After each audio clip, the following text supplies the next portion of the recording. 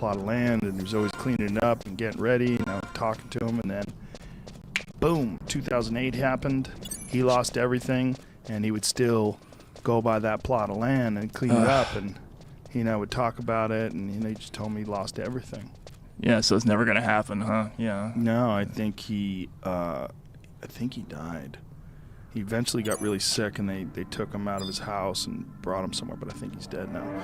But yeah, his story was awful to hear. This guy who was in his 60s, who had got this piece of land with a nice view, and it's like, this is where I'm gonna build my dream house. And he had all this money prepared for it, all this money saved away, and he was ready to rock and roll, and then boom, it all went out.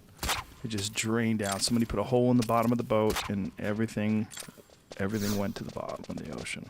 Yeah, and then he probably got ripped off twice because his tax dollars went to go bail out the guys who because some of the banks got stuck holding some of this shit, and rather than eat the losses like your friend did, they got the Federal Reserve to buy it from them, and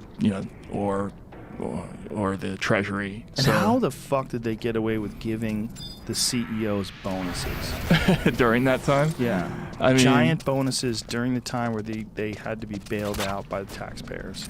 Yeah, that was another scam. So there were, if you looked at the fine print of all the bailouts, it basically said that you had to repay the money by X time before you could start paying people exorbitant amounts of money again.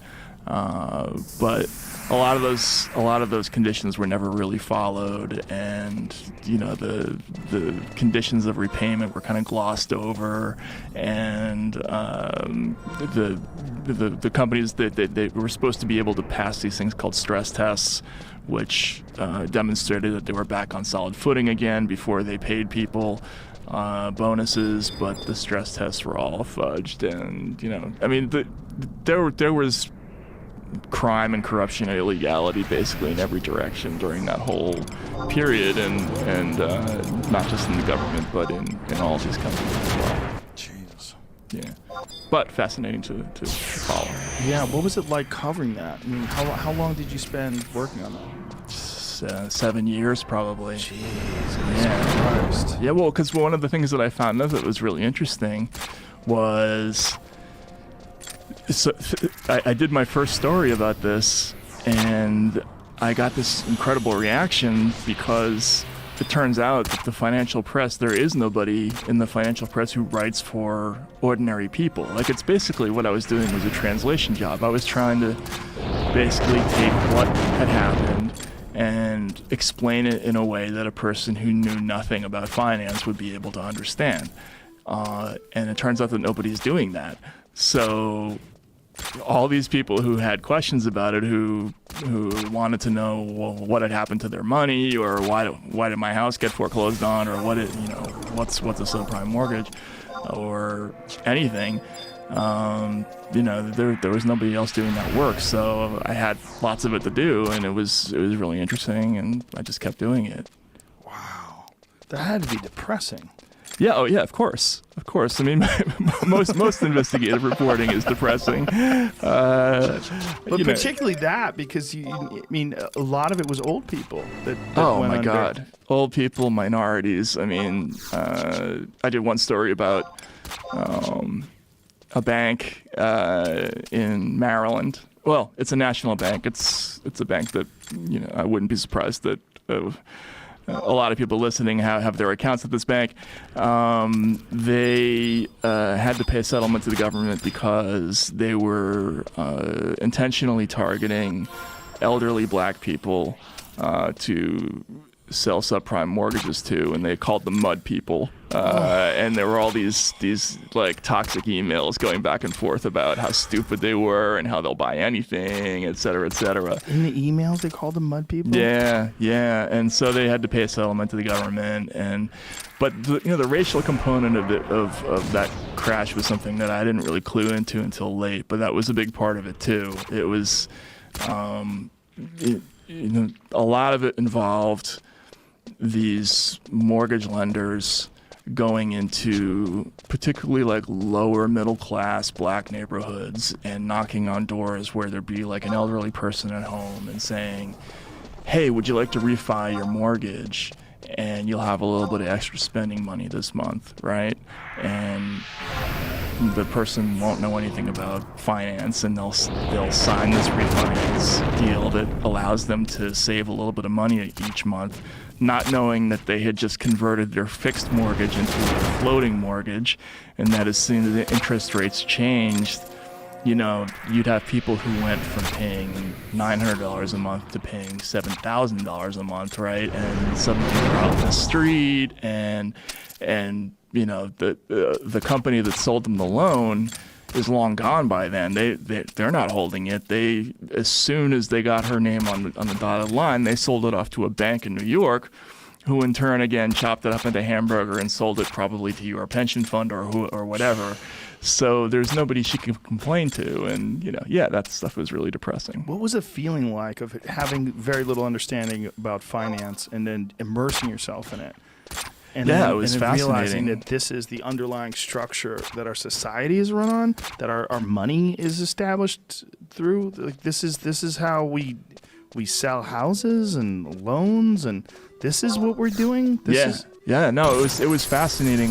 Because before that, I was mostly covering like elections, right? And again, if you cover elections, it's incredibly boring, and you never hear anything of substance, and it's not terribly complicated. And you know, the Democrat says that, you know, we want to help the middle class, and the Republican says we want to protect American family values, and that's pretty much the extent of the intellectual challenge in terms of covering that stuff.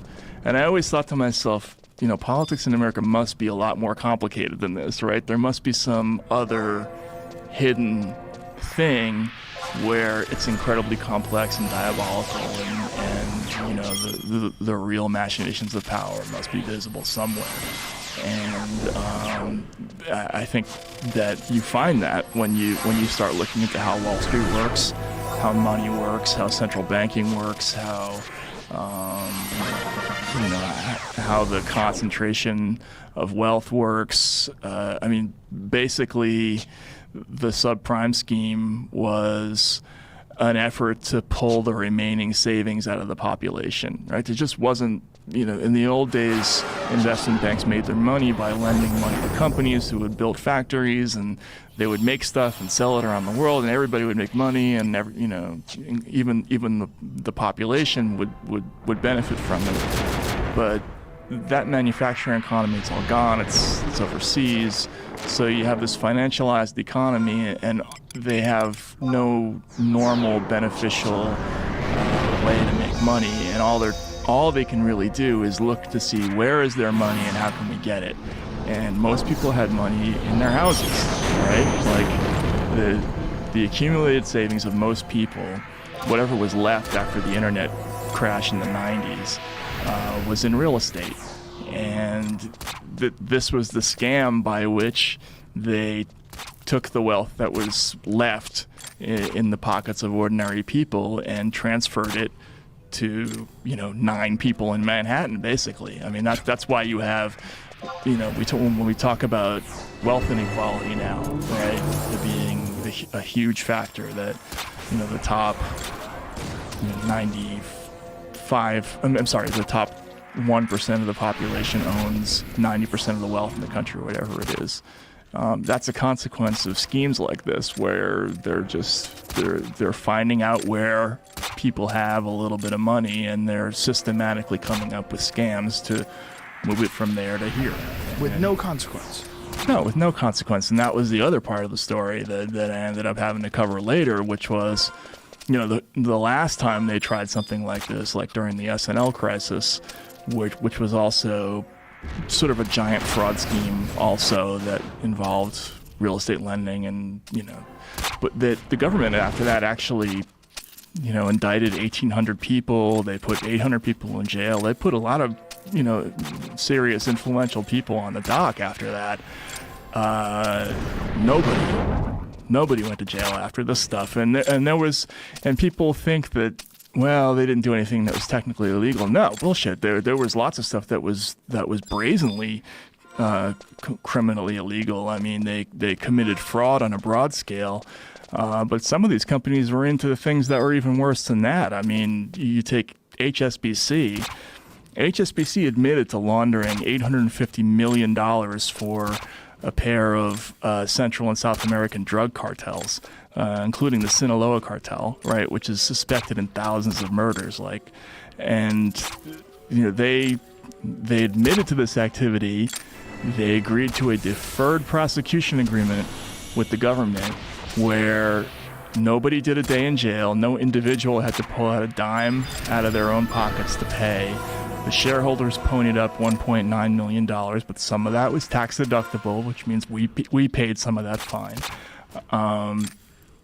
And the only real punishment with any teeth is that some of the executives had to partially defer their bonuses for 5 years. So that's it. Laundering $850 million for narco-terrorists gets you a total walk. That tells you basically everything you need to know about, do we prosecute white-collar crime in this country? Basically, no. I mean, that's the answer, ultimately, that you find out. And there was paperwork that showed they knew it was from the cartels? Oh, yeah. If you look at the agreement, and you can watch this, there's a video of Loretta Lynch and Lanny Brewer, because this is before Loretta Lynch was Attorney General, but she was basically the head of this deal. They talked about the fact that the HSBC branches, because most of this was done in Mexico, HMEX, which was the subsidiary company, they had special teller windows built to fit cash boxes that the drug cartels were bringing into the bank. So basically, you've seen the scene in Scarface where the guys come in with duffel bags of cash to the bank, right? And that's like a montage. Right. There's that song. I forget what song it is in the background. Same thing. These guys would come into the bank. They would slide in these boxes of cash one after the other. And that's admitted activity. The bank signed off on this. They, it's not like they're contesting it. They're not saying we neither admit nor deny. It's part of the deal. And they agreed to the amount, everything. So, it was a $1.9 billion settlement, but it's not like it came out of the pockets of the people who did it, and it's not like any of the people who did it are in jail. It's just a thing that happened, and that's 5 weeks of profit for the bank. So what the fuck? They don't care, right? Did you see the documentary, An Inside Job? Yeah.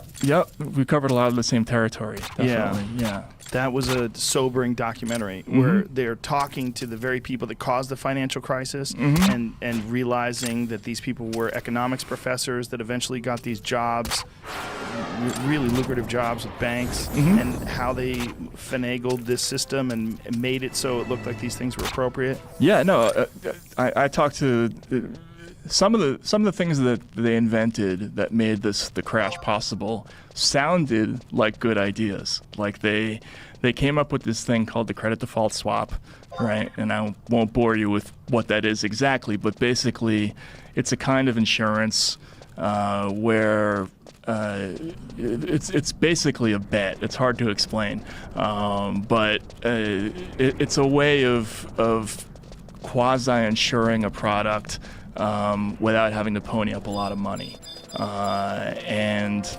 it's called the derivative, right? And these instruments are completely unregulated. How can I put this? A credit default swap is like you and I betting on whether or not a third person's house is going to burn in a fire, right? Like the old school insurance said that it had to be your house in order for you to get insurance on it. This new form of quasi-insurance said that two totally disinterested parties could have an interest in a third thing that happens. So it's basically gambling. on the one hand, it allowed people to create a whole lot of capital, which allowed them to lend more money, which theoretically allowed people to buy more houses. But in reality, it just created the system where all these people had bets that were back and forth on all these properties. So that's one of the reasons why when the crash happened, when all those mortgages started to fail, it wasn't just the failures of those properties. It was all these people who were betting on whether or not these people could pay their mortgages. They started to lose money, and then there were people who had bets on that who started to lose money, and it's like this cascading whirlpool of shit that happened. And again, it started out as an idea to just create more money to lend, and it turned into this nightmare mechanical scenario that created losses, in this almost apocalyptic fashion, and a lot of them had no idea that was going to be the eventuality. Wow. Yeah, it's crazy. It's definitely crazy stuff. As a person who didn't really follow finance before, how much has that affected your life now, like the way you look at things? I definitely pay a lot more attention to the fine print when I enter into any financial contract. I think about where I do my banking, but the reality is you just don't have a whole lot of choice in this country anyway. I mean, it's like everything else. There's only a few companies left. So almost every bank that's out there where you can have a bank account and a mortgage is a bank that I've written about some massive scandal before. So that's a problem. But I worry about it all the time. I mean, I have friends in finance who call me and they tell me that that things are incredibly unsafe, and that this, that, and the other could happen, and so I have an anxiety level about things that I never had before. But apart from that, I mean, that's a natural consequence of having to spend 7 years looking at all these horror stories. That's crazy. It's crazy. Do you see any other bubbles coming up? Yeah, people talk about that all the time. There's a lot of negative press about subprime auto loans, for instance, which is it's not exactly the same, but it's a similar thing. I mean, the same basic scam of taking loans, chopping them up, and then repackaging them as something that's more valuable than the original loan. You can do that with anything, any kind of credit. You can do it with credit cards, you can do it with aircraft loans, you can do it with car loans, you can do it with home mortgages. And so the mechanism of taking things that are toxic and risky and making them look like AAA is still part of the economy, and it's everywhere. The plus side of that is that there's more credit available. Almost anybody can get a credit card, or even if you've had screwed up credit, you can get a car. There's. So does this put us on this endless cycle of build up, bubble, collapse, build up, bubble, collapse, rebounding, collapse again? Absolutely. I mean, I think that's why you have to be nervous about the skyrocketing stock exchange. Because I'm terrified. Yeah, I mean, you should be, right? Are you heavily invested? Oh, yeah, I've got some in there. I just did when when Trump was saying the economy's never been better. Look at the stock market's killing it. All these, and then it'll have a bad day. And you're like, well, okay, I thought we were doing great. Like, what's going on with this bad day? Can you not control these bad days? Right. Like, what's happening here? Right. If you're in control of the good days, you're also in control of the bad days, right? Yeah, of course. It seems super suspicious. Yeah, and in the old days, you'd have a lot of confidence that, well, the stock market always eventually goes up. So, yeah, there's going to be bad days, but it'll go back up. But the problem is the underlying economy in America just isn't all that hot, Like, what do we really make in this country? Where's the floor, right? Like, we have some industries that sort of perform well, but if periodically we go through these bubbles that are based on nothing more than enthusiasm. In the 90s, it was the tech bubble, right? Yeah. Where people like Alan Greenspan would say things like, well, we have a new paradigm in economics, right? So it doesn't matter whether a company hasn't shown any ability to make money or, has no reasonable profit and loss statements. It's just if it's a good idea, the stock is sound and everybody should invest in it, and the stock market is going to continually go up, so don't worry about it. Of course, that doesn't happen. It blows up. Everybody loses their shirt. But what do? The Fed lowers interest rates, basically allows Wall Street to recapitalize, drink itself sober, and they plunge into the next madness, which is mortgages. And once again, you have Alan Greenspan saying, hey, real estate is a great bet. It's going to continually ascend. People should use their homes as ATM machines. You should consider refinancing your house so that you can get a little bit of extra cash. And this was actually the message they sent to America. And it creates this artificial mania where the economy is stoked artificially to gigantic dimensions, but it's not based on anything. And so when it crashes, when you finally get, like any Ponzi scheme, it depends on more new investors coming in than old investors leaving, right? So there's always going to be that moment when suddenly we don't have as many new ones as old ones, and the instant that happens, it all goes kaboom, right? And that's what happened with the subprime market. There was a moment in time where they just couldn't keep it going anymore. They couldn't find any more new suckers to get to sell mortgages to, and the mania ended and it all went splat. And then it was amplified by the fact that we have this system now of people betting on credit that is legal, which creates more losses out of thin air. So yeah, I'm terrified every time I see the stock market go up.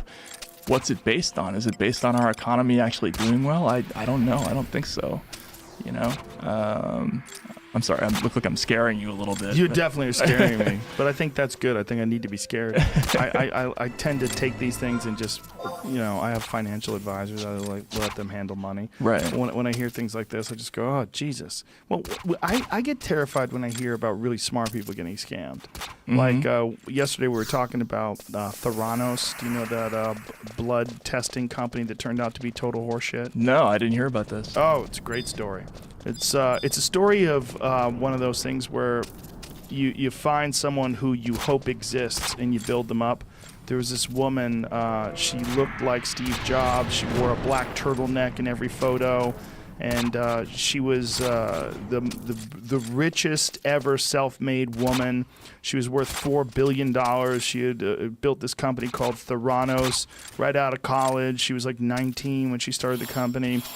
It was a blood testing company that just required a small prick of your blood to do complicated blood analysis for diseases and things along those lines. Turns out it didn't work at all. And they faked a bunch of shit, and there was widespread fraud. A lot of people got their blood tested. It turned out to be, they were at risk for all these diseases. And Warren Buffett invested $100 million, I think 125. Betsy DeVos, more than $100 million. Like all these super wealthy people got scammed. Wow. Yeah, when you find out that really wealthy people right. that do this for a living. Yeah. Warren Buffett does that for a living. Right. That he can get scammed out of $125 billion. Right. Yeah. And Warren Buffett, his mantra is supposed to be picking the absolute long-term investment, right? Yeah. So he's not like a Stevie Cohen type who just looks at the tape and tries to time it just right so you can make an investment for 10 seconds and come out with a if he's investing in a company and even he can be fooled. That's pretty terrible. But look at Enron. I mean, Enron was another example of the world's best financial analysts were looking at this company for a decade, and the results were completely ridiculous. Like, it should have been obvious to any layperson that these profit numbers couldn't possibly be real, and it wasn't until one of those guys, I think it was Jim Chanos, who was sort of a famous short seller, sort of said, "Hey, wait a minute, there's something up here." But people continually invested in these companies, and there's just not a whole lot of oversight that goes on with Wall Street. And I think that's a major lesson of the last 20 years is that there's just not a lot of eyes on crime in this area. Another example is I'm sorry, who's the guy who scammed all the rich people? Bernie Madoff. Bernie Madoff. Yeah, I was going to bring him up. He's the most egregious example, right? Yeah. I mean, there are other people who did similar things. But this guy didn't even make investments. Right. You know what I mean? Like, he was literally just sort of taking money, and when someone cashed out, it was like, who's that little girl? Lil Tay. Lil Tay. Yeah, exactly. He just like throwing. He had a big, pile of cash, and he would take some in and throw some out. But if the SEC had at any time just looked at his books and said, "What are you invested in?" It all would have, that whole house of cards would have fallen. And he didn't invest in anything? No, and he wasn't making trades. He wasn't doing anything, And there are a bunch of stories like this. There's a great book called The Octopus, which is about somebody who did a Madoff-like scam, another hedge fund, where same thing. They weren't really making trades. They were just sort of creating phony profit and loss statements and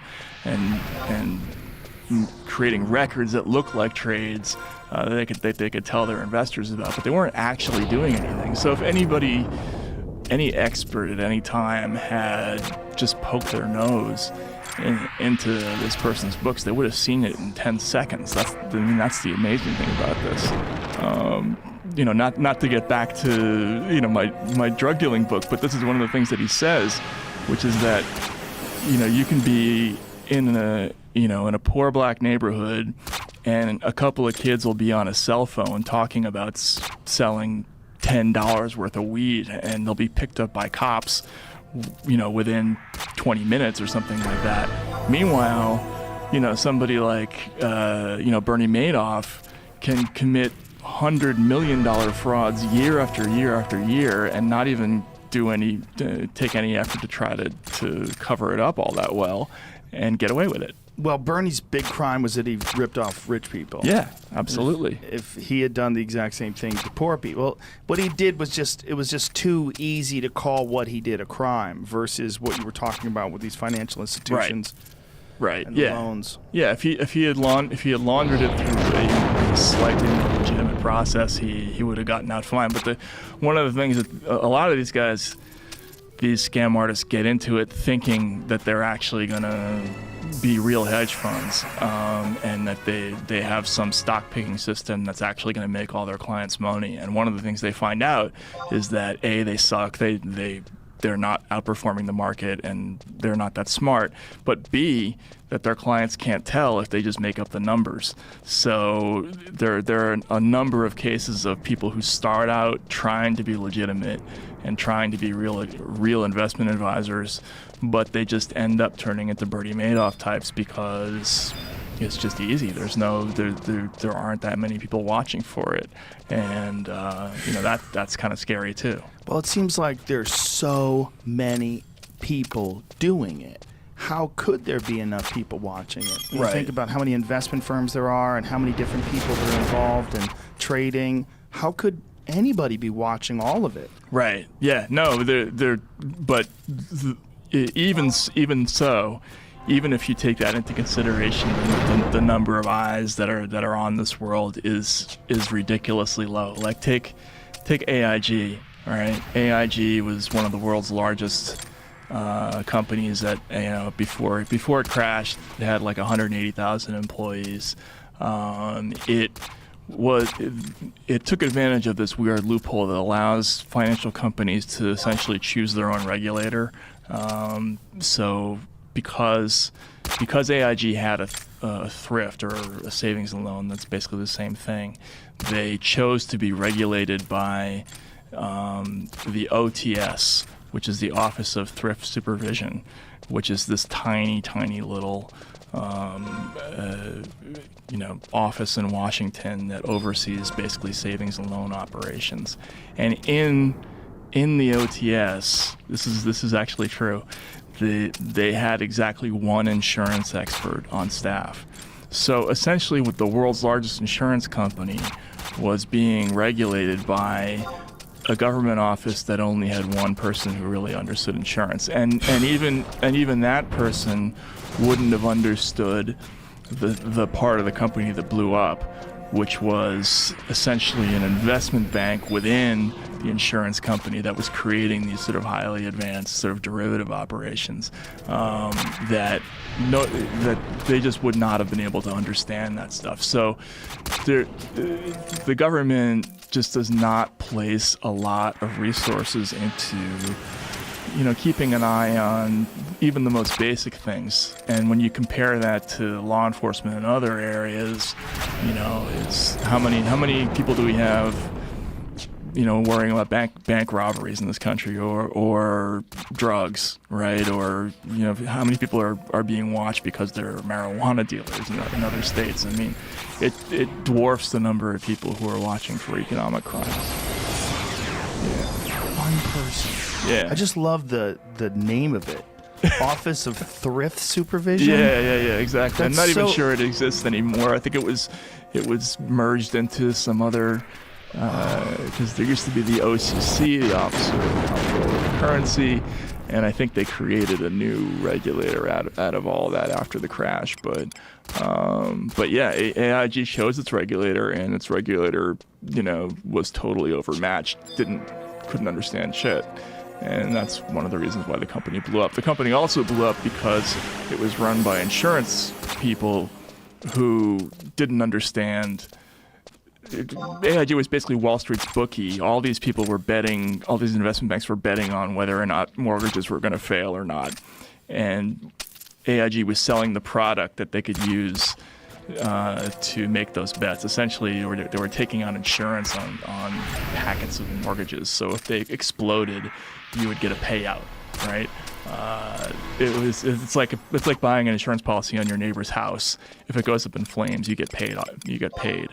AIG was selling a product that allowed banks essentially to buy insurance on houses, on mortgages, and if people foreclosed, if the mortgages failed or pools of mortgages failed, if you bought that kind of insurance, you got these huge payouts. So people were betting against mortgages, basically. And AIG was taking all this book, but the heads of the company were old school insurance executives who just didn't understand this sort of newfangled, complicated form of insurance. And so they would look at the numbers that they were being given, and even they didn't get it. They didn't understand how exposed they were. And so when all the bets started going the wrong way, suddenly they're being asked to pay out billions of dollars, and they're like, well, wait, where is this coming from? So even the companies were kind of clueless about the shit that was going on, it turns out. Jesus.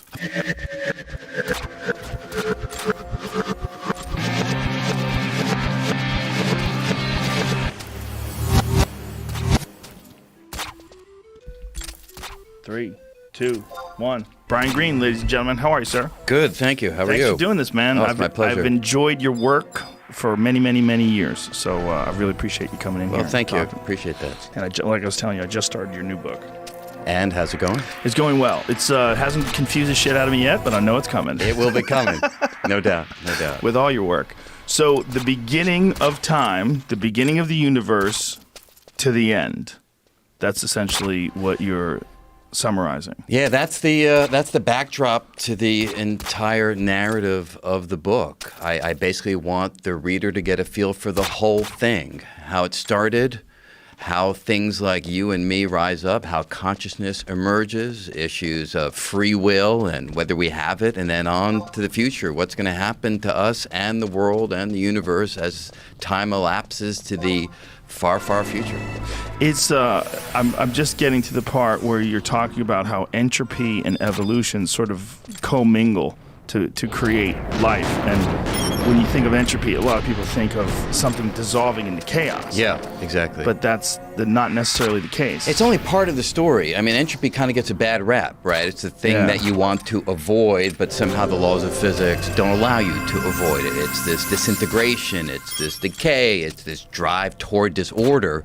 And that's kind of true. But the reality of the situation is more subtle because overall, entropy needs to go up. But that doesn't mean there can't be little pockets of order that form along the way.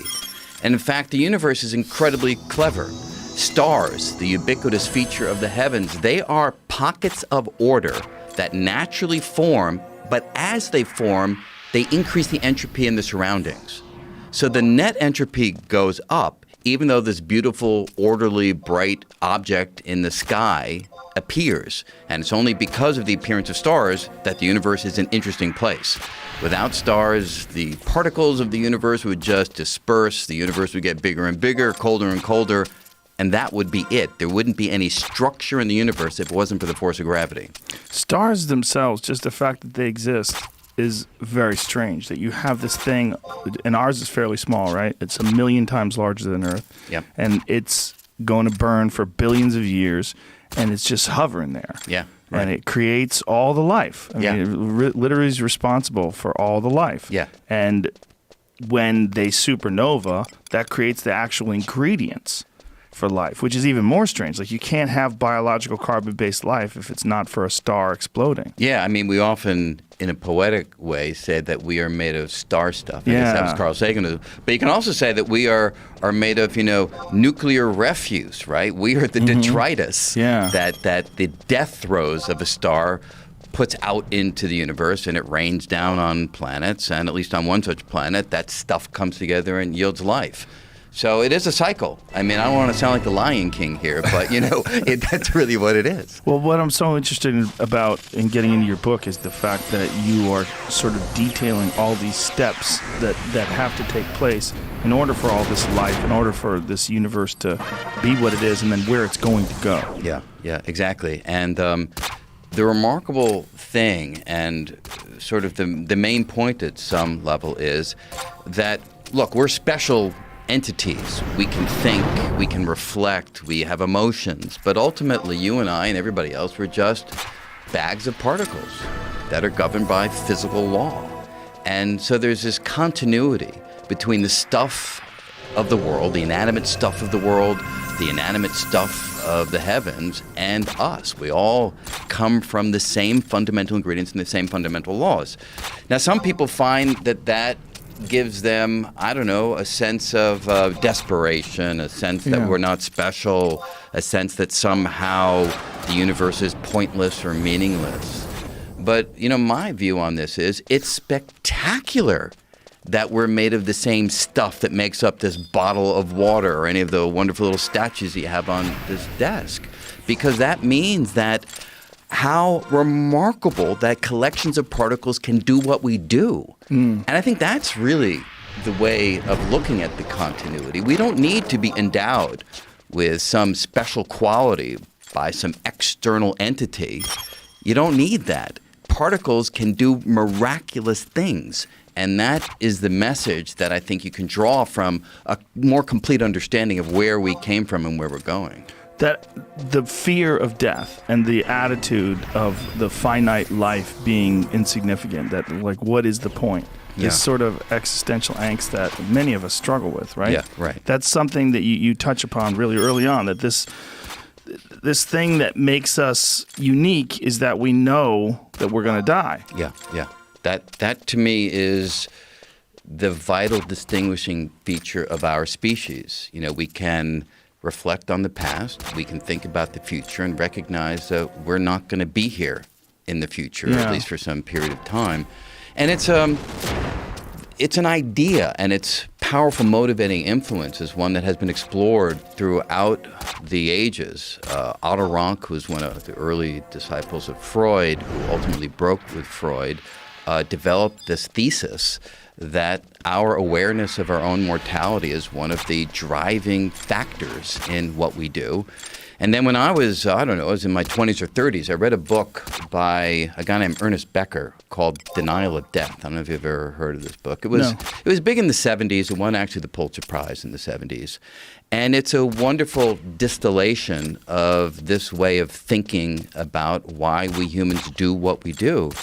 And in many ways, in my own book, the one that's coming out actually today, Until the End of Time, it's extending this notion that Becker developed in Denial of Death, but now seeing it in a cosmological setting, because it's not just we that are going to die, it's every structure in the universe is going to disintegrate in time. Our best theories suggest to us that even protons, the very heart of matter, there are quantum processes that in the far future will ensure that every proton disintegrates, falls apart into its constituent particles. And at that point, there's no complex matter around at all. What timeline are we talking about here? Pretty big, long timeline. In fact, I'd like to use a metaphor to try to give you a feel for the times involved. I like to use the Empire State Building. And imagine that every floor of the Empire State Building represents a duration 10 times that of the previous floor. So like on the ground floor, it's like 1 year, first floor 10 years, second floor 100, and so forth. So you're going exponentially far in time as you climb up the Empire State Building. And in that scheme of things, everything from the Big Bang until today, you're about at the 10th floor, 10 to the 10 years, 10 billion years. And as you go forward, you are looking at things very far in the future. And to answer your question, we think, and I underscore think because we're now at the speculative end of our theoretical ideas, protons will decay roughly in, say, by the 38th floor. So 10 to the 38 years into the future. So we can relax for a little bit. You can relax for a little bit, but here's the thing. The amazing thing, obviously, is it sounds trite, but time is relative, right? So any duration that seems long, it's only long by comparison to another duration. And on, say, the scale of the entire Empire State Building, up to, say, 10 to the 100 years into the future, which is what the peak would represent, 10 to the 38 years is like less than the blink of an eye. I mean, it's nothing on those scales. So you sort of have to be careful with your intuition if you're willing to entertain the kind of fantastically long time scales that you necessarily need to if you're going to think about the very far future. Is there speculation as to what happens when protons do cease to exist? Yeah. We anticipate that all complex structure will fall apart. So if there are any stars left over, we believe that by the 14th floor, most stars will have used up their nuclear fuel. There'll be dark embers just sort of, smoky out there in the cosmos. But if they're still hovering around by the 38th floor, they will all just dissipate into their particulate ingredients. So it's hard to imagine past, say, floor 38, that there's going to be any life or any mind or any complex astronomical structures out there in the universe. So the window within which the universe as we know it exists is kind of small when you think about it in terms of the entire cosmic timeline. So impossible to understand the actual span of it because it is so long, but yet so small, like in the human mind. Yeah. It's very hard to hold these durations in mind. I mean, I don't feel like I've been thinking about this stuff for a long time. I don't feel like I have an intuition for the durations that we are talking about. In fact, the Empire State Building, that little analogy helps me to sort of give some relative sense of when things of interest will happen in the universe. But, we're good at understanding days, weeks, months, years, the times of, conventional experience. We have no basis for understanding the universe over these scales that we've never experienced. And that's true not only for time, it's also for space, right? I mean, we have very good intuition about everyday phenomenon. I mean, if I was to take this bottle of water and I throw it at you, you'd catch it. You know where to put your hand. You wouldn't have to calculate its Newtonian trajectory to figure out where the water is going. But if I was to do the same thing with electrons, you don't have, and neither do I, a quantum intuition about the wave functions and the probabilities that govern how a particle like an electron behaves. And that's simply because we were unfortunately or fortunately born as big creatures relative to the scales of quantum mechanics. And because of that, our intuition was never under any evolutionary pressure to understand how electrons behave. In fact, I like to say those of our forebears wandering around the African savannah who started to think about electrons and quantum mechanics, they got eaten, right? They're the ones whose genes didn't propagate onward. And therefore, those of us who are the beneficiaries of the survival of our ancestors, we're good at understanding Newtonian physics, but we're not good at understanding anything else about the deep reality of the world.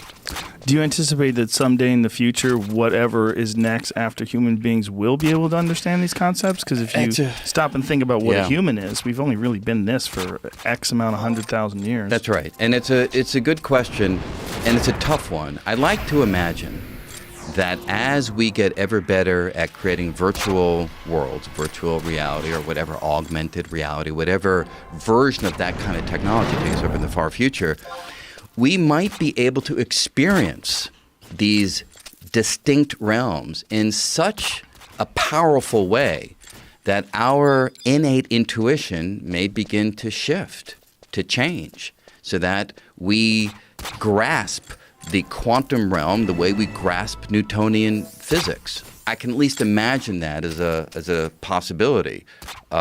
What it would take to actually get there, and whether our species will ever last long enough to actually have that kind of an impact on our intuition, I don't know. But it's all about experience and survival.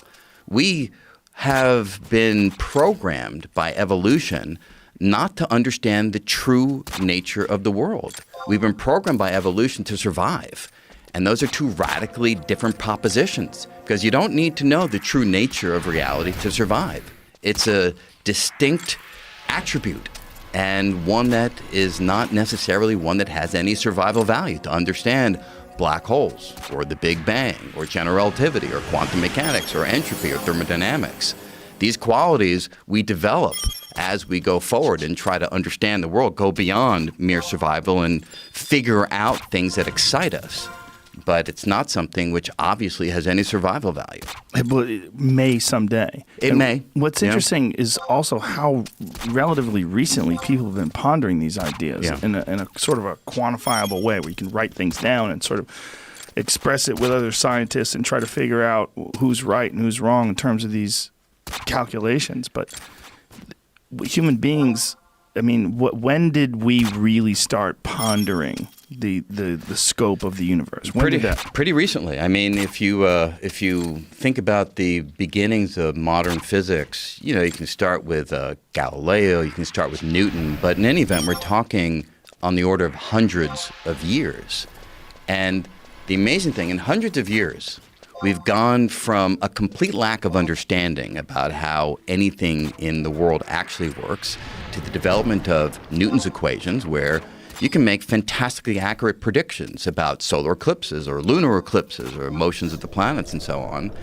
And then, a couple hundred years after that, we migrate from that understanding, which is basically an encapsulation of the patterns that we can all discern with the naked eye. We develop a whole new body of physical law called quantum mechanics, which is so completely counterintuitive, which describes the world in terms of qualities that we don't ever see with the naked eye, but nevertheless, we can use the math to make predictions, and the predictions are borne out by experiment. And that progression only took, say, a couple hundred years.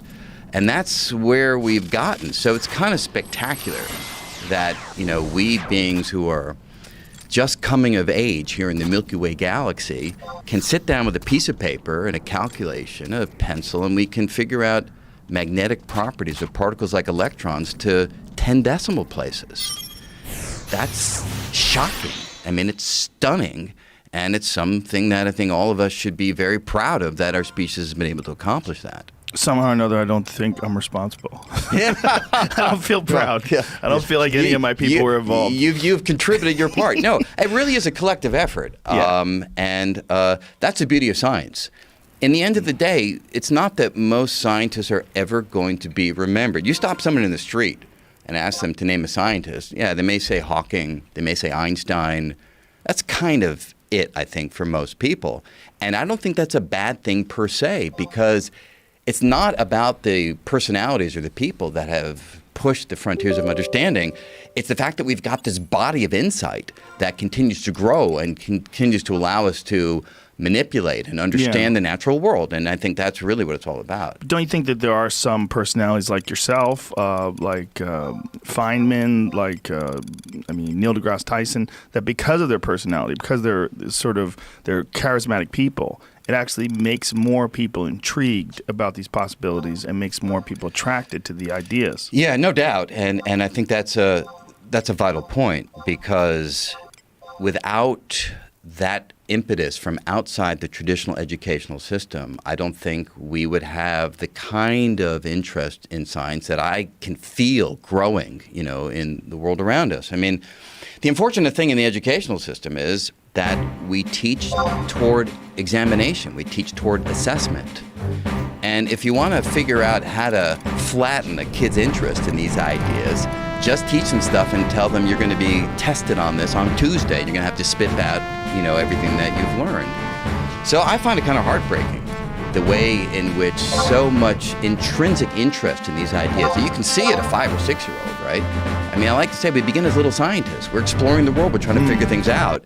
And then we go into the educational system, and it's not by malice. It's just by the nature of how we teach in the current approach to educational philosophy, that so many kids wind up seeing these ideas as a burden. Something I don't want to have to spend time learning about parts of the cell or how to balance reactions. I see it with my own kids. I've got a 15-year-old son and a 12-year-old daughter, and all they are motivated by is next Wednesday's quiz. And I'm like, hey, these ideas, they're kind of exciting. They're kind of wonderful. Like, no, Dad, I just want to know enough so I can, do well on the quiz. And once the quiz is over, they just sort of leave the ideas behind. When did these ideas become attractive to you? Well, I was, not unusual for a scientist, but unusual, I think, in the spectrum of kids in the world, because at 5 or 6 years old, I was just captivated by mathematics. Really? Yeah. 5 or 6? Definitely, yeah. My dad was not an academic. My dad was a composer. He was a vaudevillian. He was a comedian. He would, in the early days, would go around the country and with a harmonica group and a stage show, that's what he did. He liked to say that he was an SPHD, a Seward Park High School dropout. So at 10th grade, he just hit the road. But he loved scientific ideas. So he taught me the basics of arithmetic when I was about 5 years old. And then I would ask him to set me problems, and he'd give me these 30-digit numbers by 30-digit numbers. I'd write them out on big construction paper, and I'd spend the weekend just calculating away on these huge, arithmetical problems of no interest to anybody on planet Earth. But to me, the fact that you could learn a little piece of math and then do something that nobody had ever done before, that was exciting to me as a kid, and that's really what got me going. So you chose the right path, clearly. It's yeah, your personality, whatever it is that attracted you. Well, you to always those wonder ideas. about that. I don't know if you wonder. I always wonder, how can you not? What would have happened if X would have transpired instead of Y? Yeah. In fact, I have to say, when I graduated college, I had sort of a period of depression is too strong a word for it, but a period of what have I done? I went to college. I could have studied all the great ideas of the world, and all I did was get a technical education where I could solve Schrodinger's equation and solve Einstein's equations, and I felt like, wow, have I just squandered the greatest educational opportunity that one could have ever had, because I was so completely focused on just trying to understand physics and mathematics. How'd you get past that? Well, I was lucky. I was given a second chance. I won a scholarship to go to England, to Oxford, and ostensibly it was to study physics. But when I got there, I realized that I was completely free to do whatever I wanted to do at that point. And so I took a year to study literature. I went to the physics classes, so I was sort of showing up. but I wasn't focused on it at all. And instead I was focused. I got in England, it's a tutorial system. So I got a tutor, which is somebody at the college that sets you assignments and you write papers. You literally go in and you read your paper out loud. It's not something where you just turn it in and it gets graded. So it's a very personal experience. You write something and you're actually delivering it to this individual that is going to help you in your educational journey. And so that's what I did for a year. And at the end of that year, I kind of said to myself, okay, I've got it. I understand now what it would mean to study these other subjects, and I sort of felt like I'll be able to do this on my own if I continue to be excited about it. And I went back to physics with a vengeance, and basically in that second year completed my doctorate in that year and moved on from there.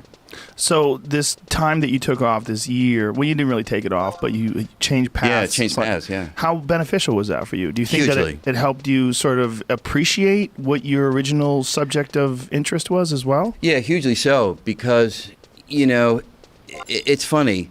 It's the flip side of something I often encounter with people that are interested in science but don't know the math. And they always say, or some say, I'm never really going to understand this body of science because I don't know the mathematics. And I try to convince them, look, at some level that's true. If you really want to do research in the general theory of relativity, you've got to learn differential geometry and all the tensor calculus. But if you are really interested in the ideas, you really can grasp the ideas without the technical background. So I try to demystify something that can seem impenetrable because you haven't entered the field. And I think the same thing happened to me in reverse for the more humanistic explorations. It had this aura of grandeur that I was unable to penetrate because I'd never really immersed myself in the ideas. And by spending a year in those ideas, it didn't diminish them in any way, but I felt like it brought it back down to earth as another journey toward truth, another pathway toward insight, and one that you don't have to have a degree in. You don't have to know the ins and outs of the academic version of that subject to understand it and grasp it and spend some time thinking about it. So do you think that for people studying anything, particularly those studying science and mathematics, very rigid disciplines, do you think that they all could benefit from sort of expanding their education into philosophy or art or something that uses your mind in a different way? Yeah, some. There are some people in the physics and mathematics community who are so intensely focused that it would almost be a shame to pull their attention away from the deep dive that they're going to do for the rest of their lives, and the contributions that they're going to make and have made are substantial and exciting. But I think for many others, and certainly for me, I mean, look, I, as most people do, but not all, but I learned early on that I'm not going to be an Albert Einstein. I can make contributions, and I have had contributions to fields like string theory and in cosmology, but they're never going to be at the level of shattering our understanding of the world, things that people are going to talk about 500 years from now. That's unlikely. And I think for somebody like that who's able to make contributions, but pulling away from the technical work is not going to extract some vital insight into the nature of the world that otherwise wouldn't be discovered, I think there is great value in doing exactly what you're saying. Because by broadening your perspective on what the work you're doing is actually revealing, it's part of the human quest for understanding, and seeing it as an isolated discipline where it's all about the next equation and the better unified theory or the deeper understanding of the Big Bang, to see that as isolated from the human quest for understanding, I think diminishes the work that we as physicists actually do. Was that a part of your initial ambition? Yeah, it was. Leave something that would just rock the world? Yeah, well, to go back to the comment that you made before about we being the only species that knows that we're going to die, I think part of that instills in many people, and certainly I see it in my own life, even though at the time that I was making various decisions, I wasn't literally thinking about these kinds of issues of mortality. But how do you deal with that recognition of the impermanence of your own life? Well, I think part of it is a symbolic kind of immortality. You create something that will last. You create something that will have such impact that it will stick around for a long, long period of time. So I think, yes. I mean, part of my motivation in doing physics was not merely to get the next decimal place in this or that physical quantity described in the natural world. It was to try to have some kind of insight that would rock our understanding of the world and have reverberations that would echo out for many, many years to come. That's interesting. Did that torture you somewhat? I mean, is that something that haunted you? Was it in your head all the time? Not really. But an ultimate ambition, But an perhaps? ultimate ambition, yeah. For sure. And, look, I think when you're doing any work whatsoever, the day-to-day, the moment-to-moment is a grind. I don't know how you find it in the work that you're doing, but if I'm working on a research project, even if in principle the ideas are grand and wonderful and bold, the moment-to-moment is calculating away. It's trying to figure out that equation. It's putting that equation on a computer. I mean, it is not sexy. It is not something that has that glorious quality that you might ultimately describe when you're finished and you look back and you think about the implications of your work. The moment-to-moment of almost anything that you do is a grind. Yeah. So I think that's ultimately what is the driver of whatever you're doing in your life, the moment-to-moment. But yeah, there was certainly a part of me that would have a desire, a hope that the work would reverberate in a powerful way. I think that's true for most physicists, that notion that you can sort of sit at a table and think and change the way we understand reality, the way Einstein did, the way Schrodinger did, the way Niels Bohr did. But what percentage of people have that revelation? Yeah, I think it's pretty few and far between. And everybody else is sort of just contributing. And then occasionally someone, exactly, some light bulb goes off. Just sort of powerful new insight, and you're like, okay, everything has suddenly changed. That's so exciting, though. And it's what keeps you going. It's what keeps you going. Yeah, to be the person who has the light bulb. Yeah, but I tell my students, and especially young students who come in and are still trying to figure out what they want to do, if you're not satisfied with just contributing, if you're not satisfied with being part of the journey but not the person at the head of the breakthroughs, it's probably not the field for you, because it's so unlikely, because it's not just brain power. It's thinking of the right questions. It's thinking of things in the right orientation. It's being at the right place at the right time with the right DNA that somehow is attuned to the question that's being asked. So it's not even fully under your control. It's not sort of a matter of, exercising your mind and building up the muscles of the brain in such a way that you are the strongest person to contribute to this and this idea. It's luck. It's timing. It's being there when the question's being asked and you happen to see the way forward. It's so interesting to me that there's so many people working on all this stuff, and that the average person that doesn't contemplate quantum physics or any of these equations, we have no idea it's going on. Yeah. And that all this work that's so critical to our understanding of what the universe really is, what the very fiber of the universe itself. Yeah. All this is going on, and most people are just sort of they're reaping the residual benefits of it. Yeah. But they're just wandering around, not knowing. Yeah, hugely so. In fact, there's a number that's quoted that quantum mechanics is responsible for something like 35% of the gross national product.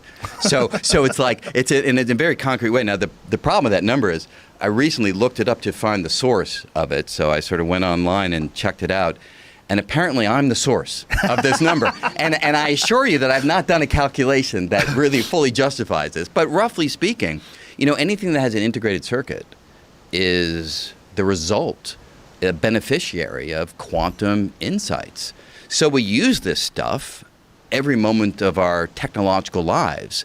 And yet, as you say, for the most part, most of us don't have a deep understanding of the reality that's responsible for the gadgetry that the science has given rise to. And it's a strange, quantum mechanics is an utterly strange reality. Too strange. Yeah. I've tried many times to try to understand, Right. whether it's Sean Carroll's books Yeah. or yours or anyone's. Yeah. It's just, it doesn't get in. Right. And again, it goes back to, our brains just weren't under pressure Yeah. to think quantum mechanically. But I assure you, you give me a couple hours. I mean, books are one thing because it's a one-sided conversation. But you give me a couple hours in a back and forth, and I will absolutely get you to a place where you appreciate and have a sense of what these ideas really are telling us about the nature of the world. Here's the thing that I've always wanted to ask someone like you. What do you think was happening before the Big Bang? Yeah. It's a deep question and a subtle one. And there's sort of two ways that I like to think about that question.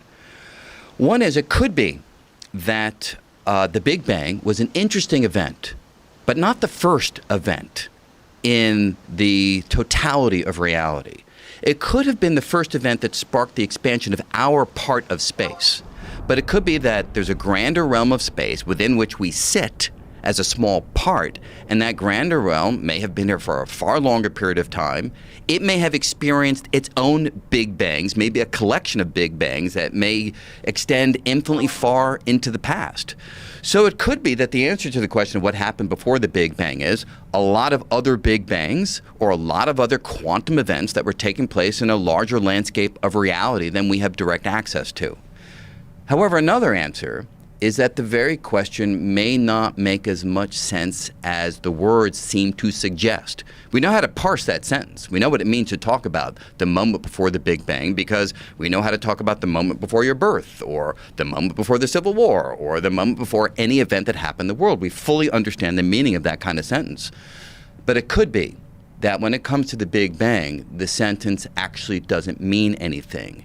It could be that the Big Bang was the place where time itself started. And Hawking himself had a wonderful analogy to get this across. He said, look, I'll dress it up a little bit. Imagine you're walking on planet Earth and you pass by someone. You say, hey, can you point me in the direction of north? I want to walk in the northward direction. They point you, continue to walk. You pass by somebody else, say, hey, which way is further north? And they point you in that direction. But when you get to the North Pole and talk to somebody there and say, hey, how do I go further north? They look at you and say, whoa, that question doesn't mean anything because this is where north begins. There's no notion of going further north than the North Pole. And it could be that that spatial metaphor applies to time. Talk about 1 billion years ago or 10 billion years ago, but if you go to 13.8 billion years ago, the Big Bang, that may be where time started. And you can't go further back in time than the very origin of time itself. That freaks me out. Yeah. See, that's one that it gets in your head and you go, what do you mean beginning of time? Yeah. Why would time have a beginning? Good. And it could be that time is an emergent quality of reality. I give you an analogy, boy. What I mean by that is we all know what temperature means intuitively. Something's hot, you feel it. Something's cold, you feel it. Your body understands those concepts. What physics has done is it's gone deeper into the concept of temperature and revealed that it is nothing but the average motion of the particles making up the environment. So if the molecules are moving really quickly, you've got a hot environment. If the molecules are really moving slowly, it's a cold environment. So temperature emerges from the motion of particles. So if you have like one particle, you can't really talk about it being hot or cold because you need a conglomerate. You need an agglomeration of particles to be able to talk about their average motion. And in that sense, temperature is this emergent idea that rests upon more fundamental ideas, the molecules and atoms that make up reality. Maybe that's true of time. Maybe time as we know it is a property that only makes sense in certain environments when there's enough stuff arranged in the right patterns. But fundamentally, maybe there are atoms or molecules of time which, when not arranged in the form that we are familiar with, don't yield time as we know it. Time itself may be a quality of the world that exists here in this environment, but doesn't even apply in other environments that are configured radically differently. Whoa. That's a heavy one. Yeah. That's a heavy one. What also is a heavy one is what caused the Big Bang? Yeah. Like, why would something smaller than the head of a pin become everything that we see in the cosmos? Yeah. So there are ideas for the answer to that question. Look, all of this is tentative because it's very hard to do measurements that go all the way back to the beginning. We have astronomical observations that we need to be sure are compatible with the predictions of our theories and so forth. So we as good scientists do what needs to be done to try to test these ideas. But the idea that I think most physicists or cosmologists buy into at the moment is that gravity can have two manifestations. The usual form of gravity that you and I know about is the attractive version. You drop something toward the Earth and it moves downward because the Earth and the object pull on each other. That's the ordinary gravity that we experience every day of our lives. But Einstein's equations actually allow gravity to also be repulsive. It can push outward as opposed to just pulling inward.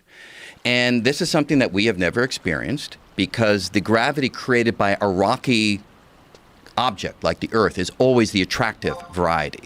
The gravity created by the sun, again, a compact object, is always the attractive variety. But Einstein's math shows that if you don't have a rocky object that's isolated in space, but rather energy that is uniformly spread through a region of space, that kind of entity yields repulsive gravity. Why is that important to your question? If the very early universe, that little tiny head of a pin that you're talking about, if it was filled with a uniform bath of this energy, we call it the inflaton field, the name doesn't matter, but if it was filled with that energy, it would have been subject to repulsive gravity. What does repulsive gravity do? Pushes everything apart, causes everything to rush outward. So the bang of the Big Bang may have been a spark of repulsive gravity operating with a tiny region of space that pushed everything apart. And this concept of repulsive gravity is just theoretical? Have we observed any sort of element in the universe that... It is theoretical, but it's at a level of understanding that I think most physicists would say causes it to migrate into the camp of established understanding of how gravity works. So number one, Einstein's equations have now been tested over and over again in a whole variety of circumstances. The detection of gravitational waves just a couple of years ago is like the crowning triumph of Einstein's math. 100 years ago, the math says there should be ripples in the fabric of space. 100 years later, we finally detect ripples in the fabric of space. So we are very comfortable with any prediction that comes out of Einstein's mathematics. And right in the mathematics is the prediction of what I was just describing. You've got uniform energy in a region, repulsive gravity. The other thing is we currently witness that the expansion of the universe is speeding up, not slowing down. Since the 1920s, everybody thought that, yes, the universe is expanding, but it will slow down over time. Why? Because gravity pulls things back together. You throw an apple upward, it doesn't go up faster and faster. It goes up slower and slower because the Earth's gravity pulls it back. Everybody thought that would apply to the universe as a whole. It's expanding, but expanding ever slower. The observations in 1998, culminated in 1998, which won the 2011 Nobel Prize, showed that the distant galaxies are moving away ever more quickly. The expansion of space is speeding up over time. It's accelerating. How do we explain that? The best explanation we currently have is repulsive gravity. We believe even today the universe is suffused with a bath of energy. We call it dark energy. We believe it's uniformly going through space. I like to think of it almost like as a Turkish sauna. It's like the steam filling the sauna, this energy filling space.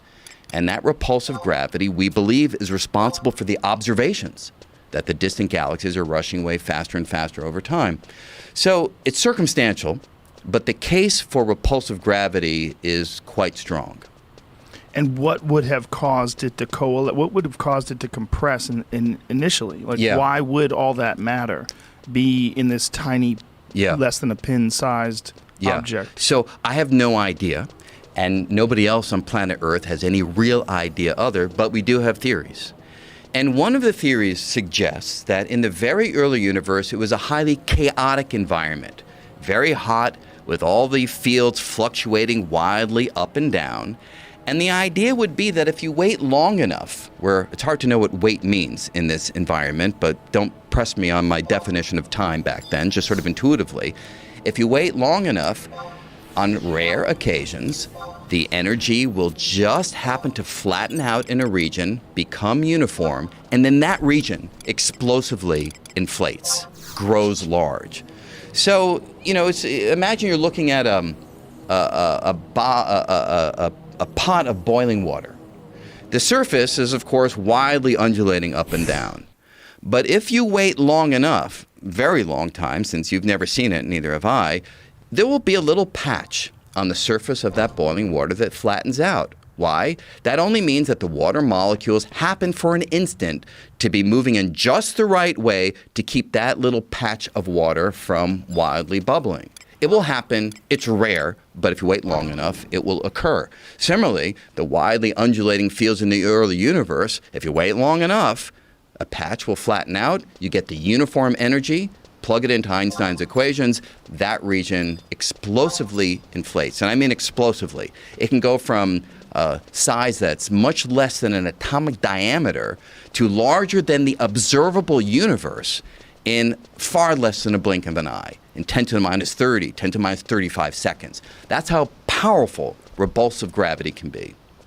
That is so baffling. Yeah. So before this happens, you just have, in this theory, you just have all of this energy sort of randomly interacting with other energy in the universe with no physical objects. Yep. It's and just that could have been forever. That could, and in fact, that's the main point. There's nobody who is hanging around looking at their watch saying, good God, when is this Big Bang going to finally happen? So you can have this cosmological pre-show. You can have it last as long as you like. The only thing that you need to happen is that sooner or later, a region flattens out, and then the cosmological show begins. And if we're looking at this model of the universe being this infinite universes with different characteristics and different qualities to them, this could be happening throughout infinity, all over the place. Yeah, and in fact, this so-called inflationary cosmology is the technical name for the subject, says that. It says that it's quite likely that this explosive inflation of the region that we currently inhabit, it was just one of many such events. And therefore, there are other far-flung regions throughout this larger cosmological landscape where things have also inflated, but the details can be different. The physical details can differ from what we are familiar with. And the differences can be small, temperature differences in one part of space versus another, or they can be far more significant. Even the particles that make up that other realm may be different from the particles that make up our realm. Their masses can be different. Their charges can be different. Their fundamental physical features can be different. So out there in that wider cosmological landscape, it can be the wild, wild west of realities. And they don't have to worry about proton deterioration. There may be realms in which they don't have to worry about protons falling apart. The really crazy idea is that if you're very careful mathematically in analyzing these theories, you realize that there have to be realms out there that duplicate ours as well. Many can be different, but there have to be versions of this reality that are also instantiated, occur out there in other realms. So you come to these crazy sounding, sci-fi sounding ideas that you and I are having this conversation out there in other distant realms. An infinite number of times. Perhaps infinite number of times. And moreover, small differences can also arise in these other realms where maybe our positions are interchanged at the table, or, maybe your name is, Joe Green and I'm Brian Rogan, or there's like strange realities that can be taking place. And this is not an overworked theorist's imagination. This is the careful, dispassionate analysis of the mathematical equations. Now, I should say there are some physicists who see this implication and say, whoa, you guys have fallen off the deep end. Your theory has imploded because any theory that predicts that kind of a wealth of realities that are kind of untestable because they're so far away that we will never interact with them. That's the kind of theory that we have been trained to avoid, to excise. However, the more forward thinking I like to describe us, physicists say, hey, math has proven to be a very valuable guide over the course of hundreds of years. And if this is where the math is taking us, it's at least worthy of our attention to investigate it fully and possibly come to the conclusion that this is how reality actually behaves. Jesus. That's the weirdest one. The weirdest one. It's like when people talk about intelligent life somewhere in the universe, that you're out there. Or a version of you or infinite versions of you. Yeah, and it can be disturbing. Like, what do you mean by you? Right. If there are many of yous out there, each of whom has an equal claim on being you because they've had the same experiences, they have the same memories. And maybe have made infinite variations in the decisions that you've made through your life. That's right. So you could meet a Brian Greene your age somewhere out there in the universe that's made the right choices or the wrong ones. Yeah, right. Exactly. Become a gambling addict. Yeah, it's like that Star Trek episode where you've got like Spock and evil Spock. Yes. The one that had the little beard on. Right. So there's going to be a little bearded version of me, a goatee out there. Yeah. So Yeah. And the thing I want to stress is this sounds kooky. Yeah. And the danger of kooky sounding ideas in physics is that there are people who then jump off for it and say, well, if that's possible, then this is possible. Maybe I can, with my mind, affect what other people are, So there's all sorts of crazy ideas that can be inspired by the weird insights of modern physics. And you've really got to keep straight what's real and what's ridiculous. Yeah, that's a problem, right? When people start using, especially if they're articulate, they start using scientific lingo to describe things that are very unscientific. Sort of like what the bleep. Yeah, like God. Hey, look at you. But that was one of those movies where a lot of people, like, there was all this quantum talk, and Dr. Quantum was in it with a little cartoon explaining particles and waves, and you're like, there's science behind this. But then at the end of it, really, it was something that was created by someone who runs a cult, who believes they're channeling someone who's like a 1,000-year-old alien, like that whole Ramtha thing. Yeah, but let me tell you, if you have a moment. Please. So a couple years ago, I was in the middle of a big project. In fact, I described this toward the end of the book, so you'll get to this little anecdote if you choose to carry on reading. I was in the middle of a big project, and a speaking opportunity came in, and I didn't properly vet it. The money looked good and looked like a fine thing, and I signed off on it. And then a few days before I'm going, I realized it's to go to talk to Judy Zebra Knight, who channels Ramtha, the 35,000-year-old Lemurian sage.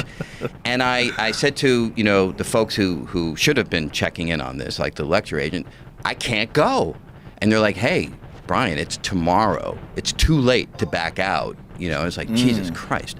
So I look at some videos online, and I see her on like the Merv Griffin show where, she channels Ramtha on live television. I don't know what year this was.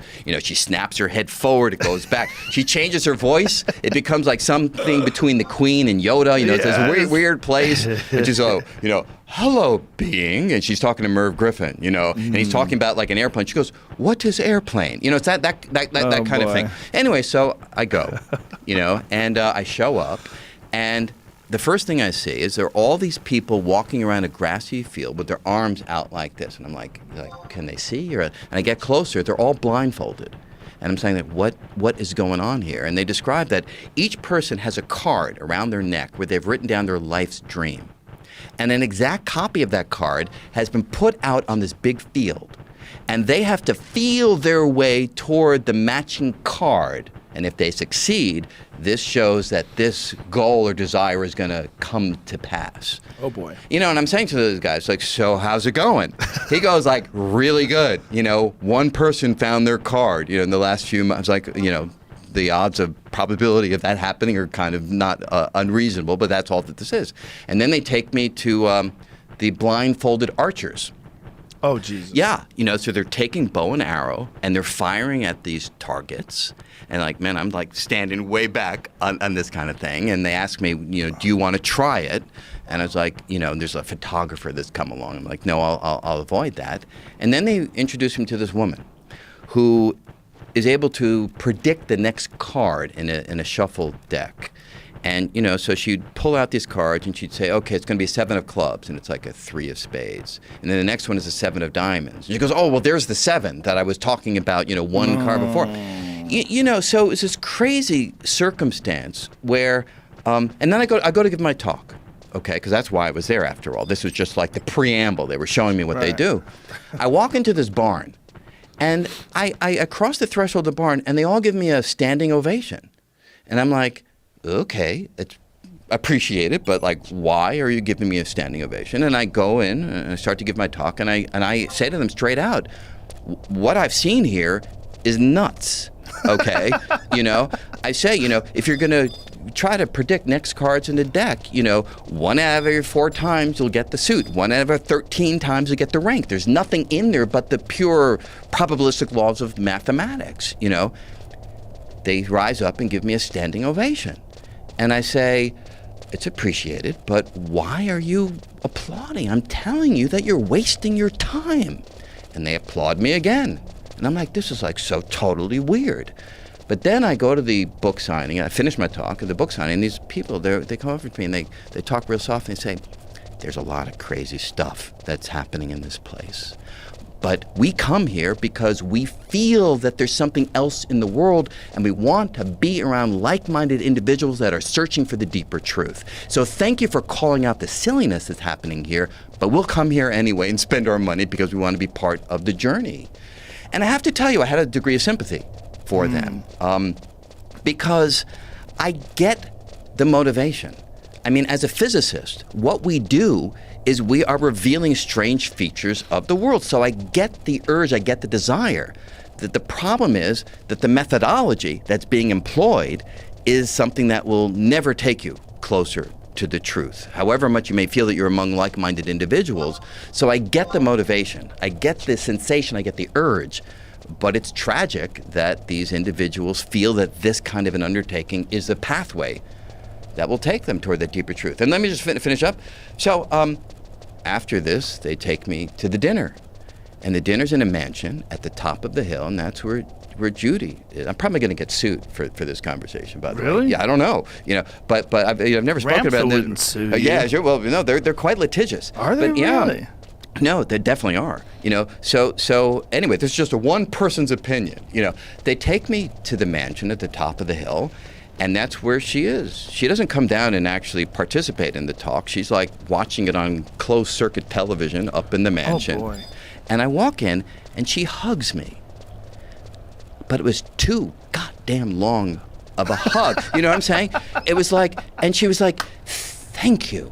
It was like this big emotional thing. And I was like, I don't get it. But I think that's the way that she brings people into the fold and gets them to spend the big bucks to enter on this so-called journey toward truth, where she's, channeling this, made-up, fictitious sage that somehow people buy into. Is this all still going on? It was just a couple of years ago, so I imagine it is. Imagine if she's really channeling it, and we're just missing. That's right. That would certainly rewrite every rule of reality, every law of physics that I understand. I mean, wouldn't that be less weird than the Big Bang itself? No. I tell you why. See, when it comes to the Big Bang, I can sit down with the mathematics that I understand well, and I can follow the deductive chain of reasoning that gets us to some of these strange implications that we're talking about, multiple Big Bangs, other realities, right, and so forth. When it comes to channeling a 35,000-year-old sage, I don't know what the hell that even means. Right. I don't understand the physical processes by which that could possibly happen. I don't understand how there could have been a being of the sort that she's channeling alive 35,000 years ago, because it doesn't have any agreement with the archaeological record. So there's a vital distinction between weirdness that emerges from careful mathematical analysis at weirdness that emerges from an overworked imagination that possibly sees a business model whereby a lot of money can be brought in if you can get people to buy into your vision of how the world works. Well, it's sort of like what they do is they curate ideas and then they run them through their sort of filter of woo-woo. Yeah, right? Exactly. And then they distribute it in a very palatable way that attracts people. That movie, Yeah. I tell a story, I've told this before, so I apologize to people who've heard it. There was a friend of mine at the Comedy Store had a friend that I don't know her name, but she came to the Comedy Store and she was so happy. And I'm like, she was like, I'm so happy. I go, why are you so happy? She goes, because I found the secret. And now that I know about the secret, Right. I am going to be married. I am going to be this. I'm going to have this fulfilled life. I'm going to reach my dreams, and I'm really excited about that. And so, you know, at the time I had just seen the movie, and then I was just starting to understand the criticism of the movie. I was reading all these, you know, accounts. Sure. Where scientists were breaking down all the things that were wrong, and I know I didn't dash her dreams. I just was like, wow, okay. And then I saw her a year later, outside of another one of my shows at a different comedy club, and I said, hey, how you doing? She's like, things are just not going the way I thought. I thought because of the secret that everything would be great, but my dad is still a pain in the ass, and you know, now he's moved in with me, he doesn't have any money, and I can't establish a good relationship, and I don't have the job that I wanted. And I don't understand because I've been using the secret. I think about it every day. Right. And I said, here's my take on this. If you talk to someone who's very successful and you say to them, hey, how did you get very successful? And they say, I thought about it all the time. I have a vision board. I took that photo of the house that I wanted. I put it in the vision board. That became my house. I took, this idea. I want a beautiful wife. I want a family. I want sports cars and this and that. And now I have those things because the mind is a powerful tool and the mind can create reality. You're just talking to someone who is successful. How many people thought like that and nothing happened? Right. I bet millions. Yeah. I bet there's so many. You have a bias in successful users.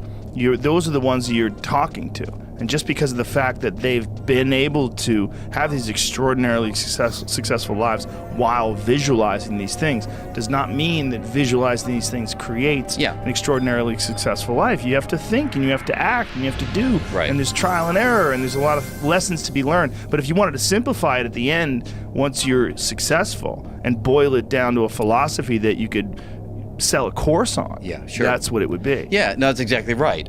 Look, there's nothing wrong with visualizing success, but that is not the causal ingredient that will yield the success. And the thing that comes to mind is, I don't know if they do it any longer, but there was certainly a time when Olympic athletes would be taught to visualize, say, jumping over that high bar, Yes, and they'd run through the whole thing. But that's not all that they were doing. Right. They were doing, 10 hours a day of training Yeah. that integrated this visualization as part of the training program. Yeah. So it's kind of tragic when people buy into these crazy ideas. And I have to tell you, when they were making that film, they called me to be in it. And I think it was the director or one of the producers I was on the phone with. And, they were describing what they were doing, and I probed sufficiently hard, and some of my friends did not probe sufficiently hard and were in the film and regretted it. Yeah. But I probed sufficiently hard, and I said, look, what you're doing to me sounds really dangerous. It sounds like a really bad thing to be doing. And they took offense in that call back then. A year after the film came out, it was either the director or producer, I can't remember the gentleman's name, called me up and he said, I want to apologize to you. You were absolutely right. I have finally realized what a bad film this was to be involved in, and I completely regret it. So that, I don't think, is the point of view of the ROMP, the School of Enlightenment, which is behind this, or at least part of what was behind this, but at least the director or the producer, whoever it was, saw the light and realized that this is not the kind of information that you want to put out in the world because it can change people's lives in a very negative way. I think your comparison to Olympic athletes is very good because the Olympic athletes are visualizing something that they already do. There's a great benefit in visualizing for athletics, for martial arts, for a lot of different things. Visualizing success, visualizing potential problems, failures of your process, how you're going to adjust on the fly. All those things are great because then when things do take place in real life situations, you've already prepared for them. You know the path. Right. That's what that's all about. I agree with that. And in fact, I have to tell you, in one of the chapters, later chapters in the book, I describe theories about why it is that we, for instance, tell fictional stories. I mean, could there be any evolutionary value in two individuals telling each other a story that they both know is false, that they know has no connection to the world around them, but yet we've been doing that since the emergence of language? Right. And there are these interesting evolutionary scenarios in which what you're saying is brought to bear in that unfamiliar context. We tell stories because it's the mind's way of rehearsing for the real world, but it's a way of rehearsing for the real world that's completely safe. So you can go on all sorts of crazy journeys to the underworld, up into the clouds. You can engage in all sorts of battles. You can fight gods or demigods. All these things can take place within your imagination, so you're completely safe. And yet when you encounter something that's analogous to the stories that you've been told or retold or embellished or told to others through other accounts, your brain is more attuned to respond in a beneficial way because it's not as novel as it would have been had you not been engaged in this fictional account of telling stories. So there's value in visualizing. There's value in telling stories, but it's not the causal part that some individuals would want us to believe it is. Yeah, the only thing that I would say contrary to that is some people develop expectations based on fictional accounts. Yeah. And there's a real problem like romantic movies, where some people will expect the behavior that exists in these romantic movies only. Right. And it's not indicative of human beings in the real world. Yeah. Point well taken. I mean, I think the vital thing is that your brain has had sufficient experience that it can weight these fictional accounts in a way that can enhance your response to the world, but not set undue expectations of things that are just, only going to be true in a fictional setting and not in the real world. It's just so strange to me that we desire those. I mean, hero movies, right? Yeah. Like hero movies in particular, especially superhero movies. Someone who possesses powers beyond anything known to human beings or any life form. Yeah. I get that. Yeah. I mean, the sure, way... you would love to just snap your fingers and fix everything. But I actually see it in a slightly different way, relevant to what we were talking about before. I think that the whole hero worship that we have as a culture comes again from our recognition of how powerless we are against the forces of nature, against the inevitable death that is facing us all.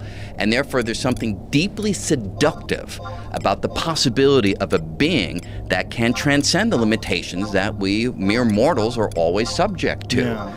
So I think it's built into our DNA to respond to the way that we do, in the manner that we do when encountering a hero in the world. I mean, there's, Joseph Campbell. Yeah, I was just going to bring him up. Yeah. In The Power of Myth, but his more technical version, The Hero with 1,000 Faces, he goes through the whole notion of what it is to have a myth, and it's basically an individual that's called to action to rise above the kinds of activities that mere mortals will be able to undertake, resists the call at first, but then rises to the challenge, goes out into the world, conquers, comes back a changed individual, and shakes up the reality from which that individual initially emerged on this journey. And there is ample evidence that across cultures, throughout the ages, we have constantly been telling these kinds of mythological tales because they speak to us. They speak to our urge and our desire to transcend the limitations that our physical form and the laws of physics necessarily constrain us to. Yeah, it is fascinating when you think of how many different languages and how many different cultures share those same archetypal themes. Yeah.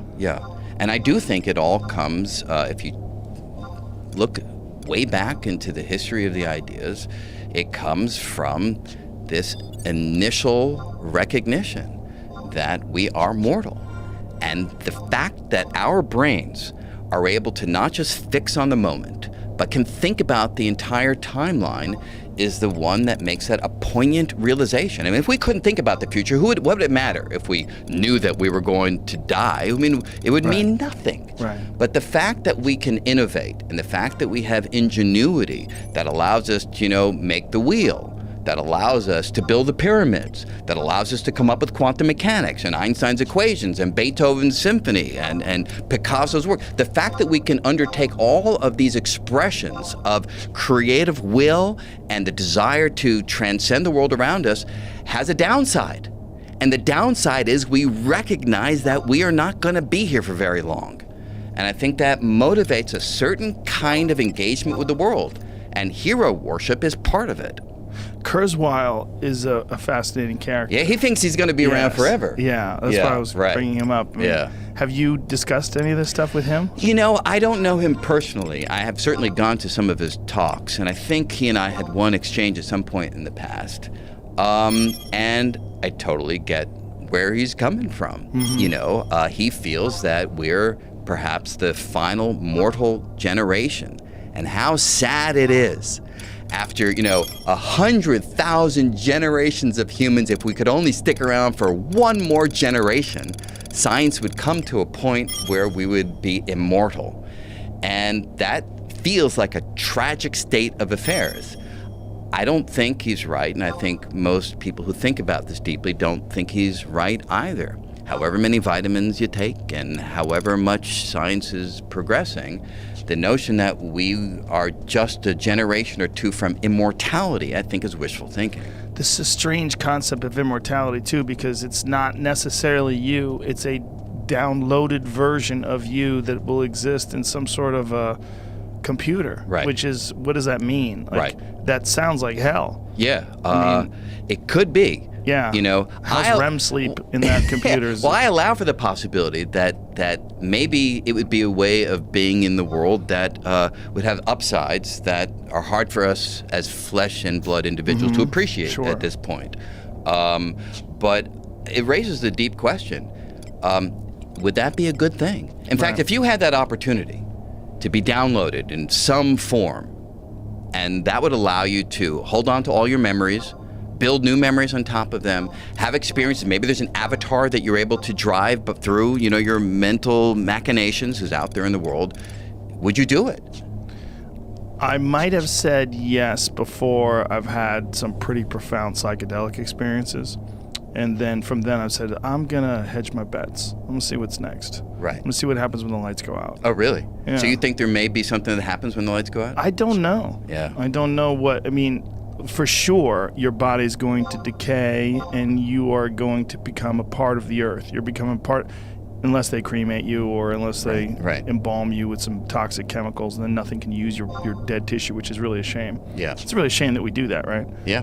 I mean, unless someone murders you and you have to exhume you in the past to solve, in the future, rather to solve a murder. Right. But I don't know what do you think consciousness is? Do you think consciousness is clearly just a factor of brain tissue and energy? Or do you think it's possible that what our brain is something that tunes into consciousness? Yeah. Well, I've spent some time thinking about this question. I think it's perhaps the deepest question that faces science or even humanity at some level. And my own personal perspective is that consciousness is nothing more than the choreographed motion of particles in various quantum states inside a gloppy gray structure that sits inside this thing that we call a head. Do I have any proof for that? No. Does anybody have any proof for what consciousness is? Not at all at this moment. But the history of the reductionist program, where we've been able to take some of the more spectacular creations that have emerged in the world and recognize that they are nothing but the product of their ingredients and the laws of physics, leads me to extrapolate that idea to the experience of consciousness. Now, having said that, there's a deep puzzle.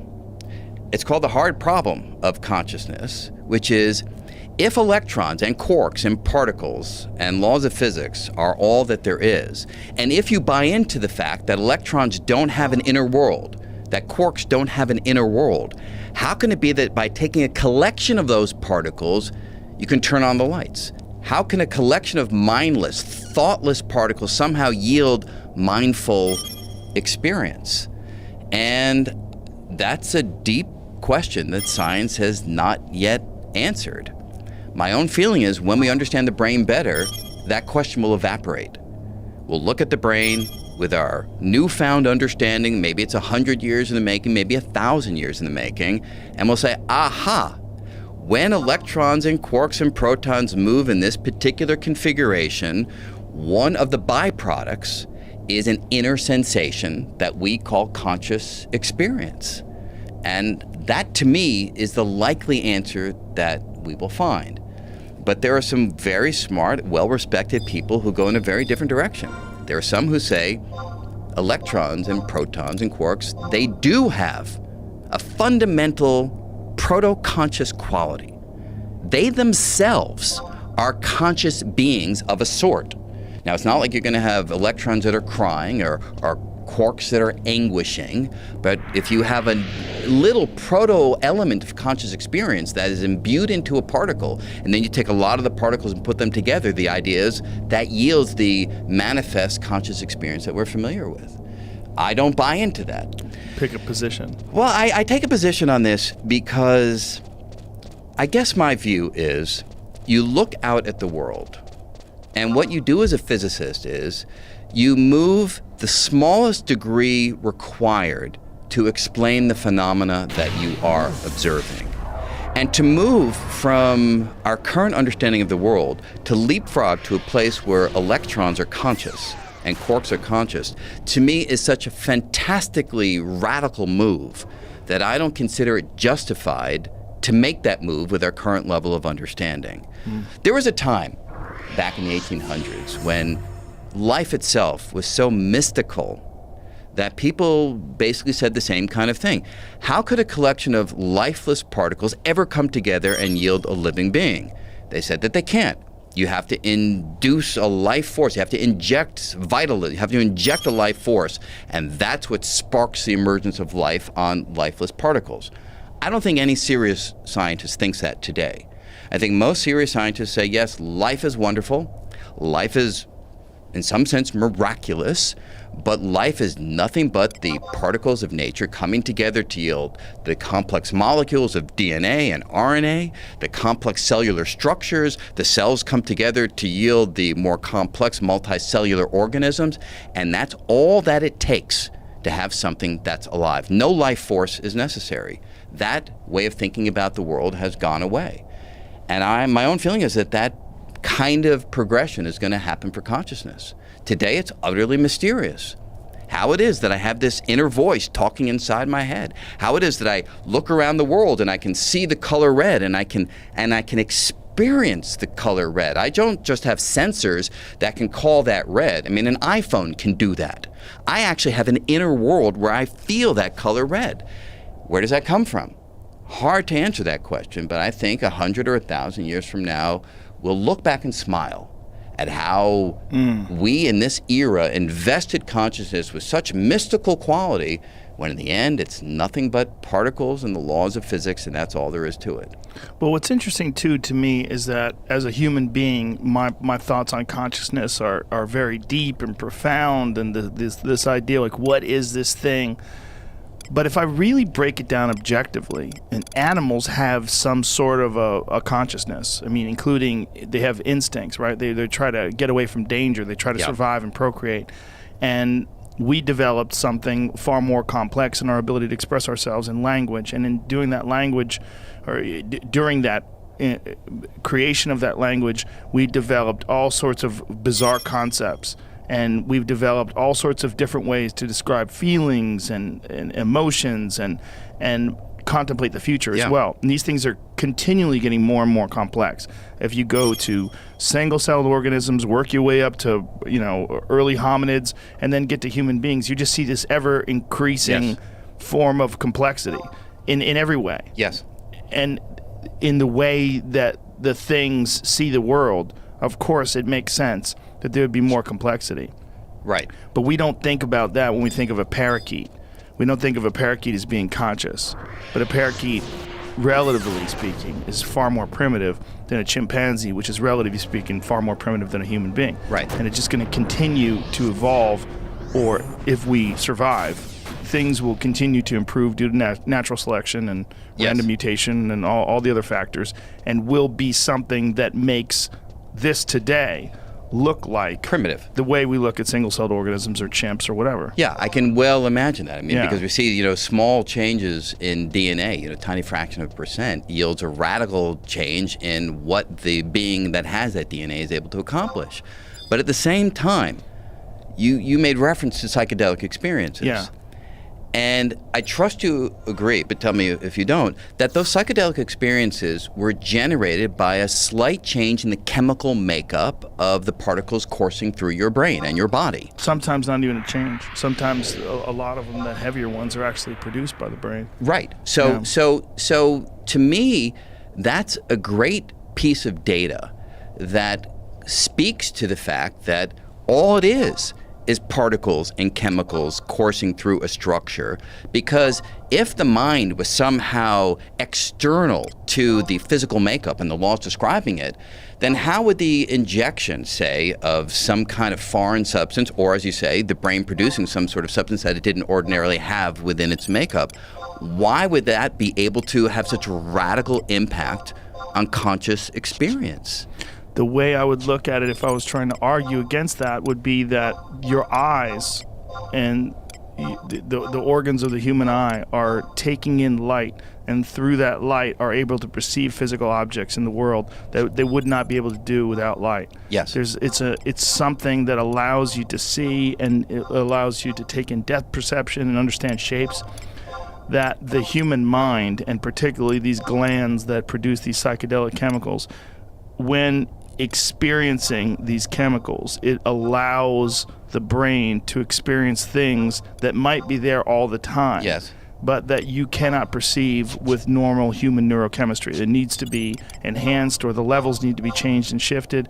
And what's really perplexing about these chemicals is that these chemicals are produced by your brain. And if you do take these, like particularly dimethyltryptamine, is the most potent of all the psychedelic chemicals. If you take that, you have these insanely profound visions. Right. Which is, leads to a lot of people having these religious, spiritual epiphanies. Have you done anything? Have you done any psychedelic experiences that you're allowed to talk about? Yeah, I have. Not many, and I'm a complete lightweight in this arena because I hardly drink. I hardly do anything that puts foreign substances into the body. But I was in Amsterdam. I was there because I was giving a lecture to the Queen of Holland. And I gave the lecture, and my wife and I were both there, and after that was over, we decided to do a little experimenting. And for somebody like me who doesn't experiment, I made a mistake because... Did you eat it? Well, the first night we went out, and we went to one of these coffee bars, and I guess I can speak about this. It's legal here. Yeah, totally legal, exactly. We took the easy way in, like the novice version, and it did nothing to me at all that first night. So the next night when we went, I went right to the bottom of the list where it was in Dutch or something, but it had like machine guns, pointed at a brain kind of thing. Boy. Yeah.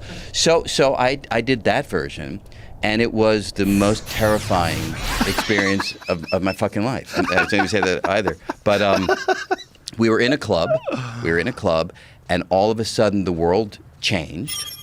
And what started happening is my brain started manufacturing versions of myself that would converse with me and convince me that the reality that I was experiencing was real. And then that version of me would destroy that reality, and the process would start over and over and over again. Is this something you smoked or you ate? Smoked. Yeah, wow. Definitely smoked. And again, I suspect that the impact was because my body has no experience. Oh, for sure. So I think that just enhanced the impact.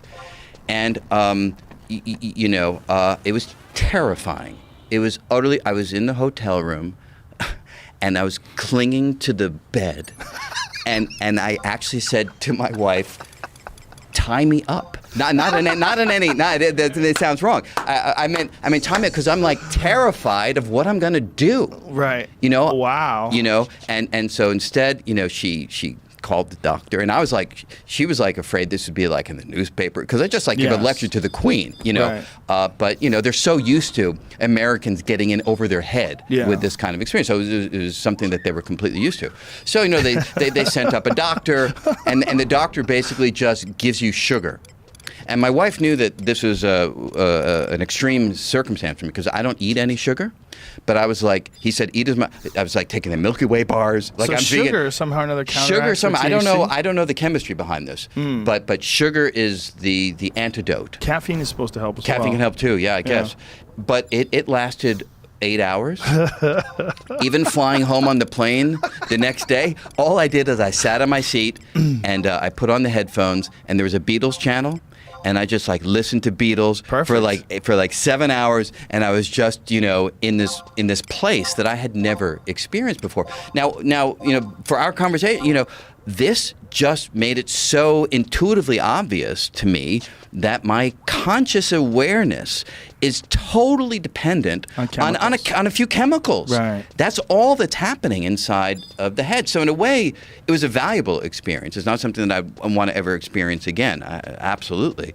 But it was something that helped align my intuitive understanding of what consciousness is with the scientific recognition that it all relies upon the stuff that's circulating inside of your mind. Yeah, what's interesting about these heavy-duty psychedelic experiences, because what you took was, by most people's idea, very mild. Yeah, but no the more doubt. profound psychedelic chemicals that are also produced by your brain, if you just shift that ratio, and not by too much, really, you're talking about little small doses of this stuff. Shift that ratio, it produces these profound visions. Is this like ayahuasca type Yes, stuff? Yeah, ayahuasca right. is just an orally active version of dimethyltryptamine. Okay. They figured out how to, your gut produces monoamine oxidase, and it breaks down dimethyltryptamine. And so they figured out how to combine an MAO inhibitor with the leaves of another plant that has the dimethyltryptamine. And, I see. But you could take it, there's synthetic versions of it. But the point is, this is something that your brain produces, your liver produces. We know it's produced in the lungs. It's the body makes it. Yeah, right. But it's in there. But you then change the if you balance of it. shift the Yeah, balance, right. and all of a sudden you have these incredibly profound visions. Yeah. It makes you think, like, what we have now in terms of our balance and our chemicals must be different than what this fella must have had. Yes. This chimpanzee thing. Right. And primates before that. As the human, like, when you think of human evolution, do you ever stop to think, what are we going to be like a million years from now if we do survive? Have you ever done this sort of thought experiment where you say, okay, if things keep going the same way, right. we used to be very strong and very hairy, and we're getting progressively softer as we don't need to use our bodies as much. Our brains are getting larger, our heads are getting bigger. Do you do that sort of thought experiment to see what we're going to become? And not in a systematic scientific way, because the process is so fraught with incredible detail that I think it's hard for anybody, even experts in evolutionary biology, to really tell us anything that will hold water, that's really predictive. But on a general level, yeah. I mean, because people often wonder, why is it that we haven't been visited by aliens, right? This is a thing that comes up whenever you're talking about other life inside the universe. I was going to get to that in a minute with you. But the answer to that could be quite straightforward. Nobody out there cares about us because we're so ill-developed. We're so young on the cosmic scene that there's nothing interesting for them to find here on planet Earth. So to me, there's a natural explanation for why there can be other life out there, and yet they don't hang out around planet Earth, just the way we don't hang around an anthill to try to have a conversation with, what's going on inside that particular structure. I buy that argument the least. You do? Really? Yeah, Okay. because we're interested in butterflies. Butterflies are so boring. We're interested in moles. We're interested in squirrels. We're interested in them for very specific reasons, Sure. right? So typically we're interested either because we want to see the evolutionary development that yields this particular life form, or because there's a general curiosity about how this object is put together.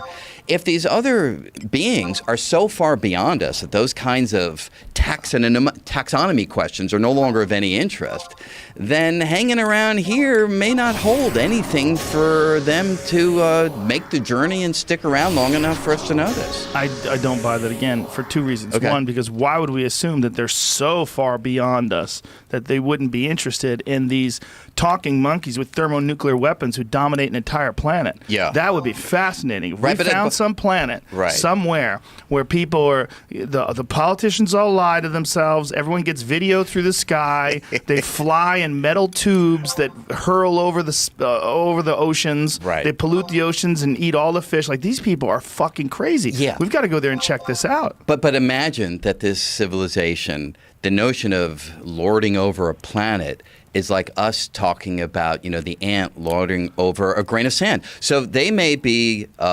galactic as opposed to planetary in their hegemony. And the notion of some little tiny rock orbiting some nondescript star in the suburbs of this completely ordinary galaxy off there on the side may not have the kind of pull that you imagine that it does. Oh, I disagree. We think it's interesting when we see a chimp use a rock to open up a nut.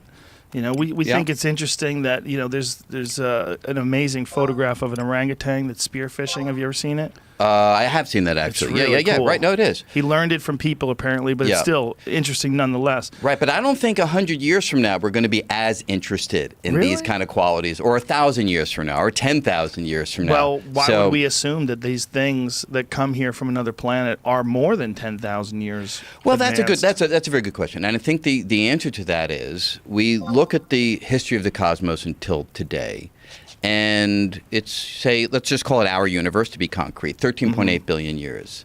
And we look at life on planet Earth, and it's, a handful of billions of years old. So in a handful of billions of years, you can go from some complex molecules to human beings. I like how you say it like it's not that long. It's not that long because, I know. Imagine that life began a few billion years earlier in some other system, stars and galaxies, they were starting up, a billion years after the Big Bang. So it could be that life in other worlds has a head start on us by a few billion years.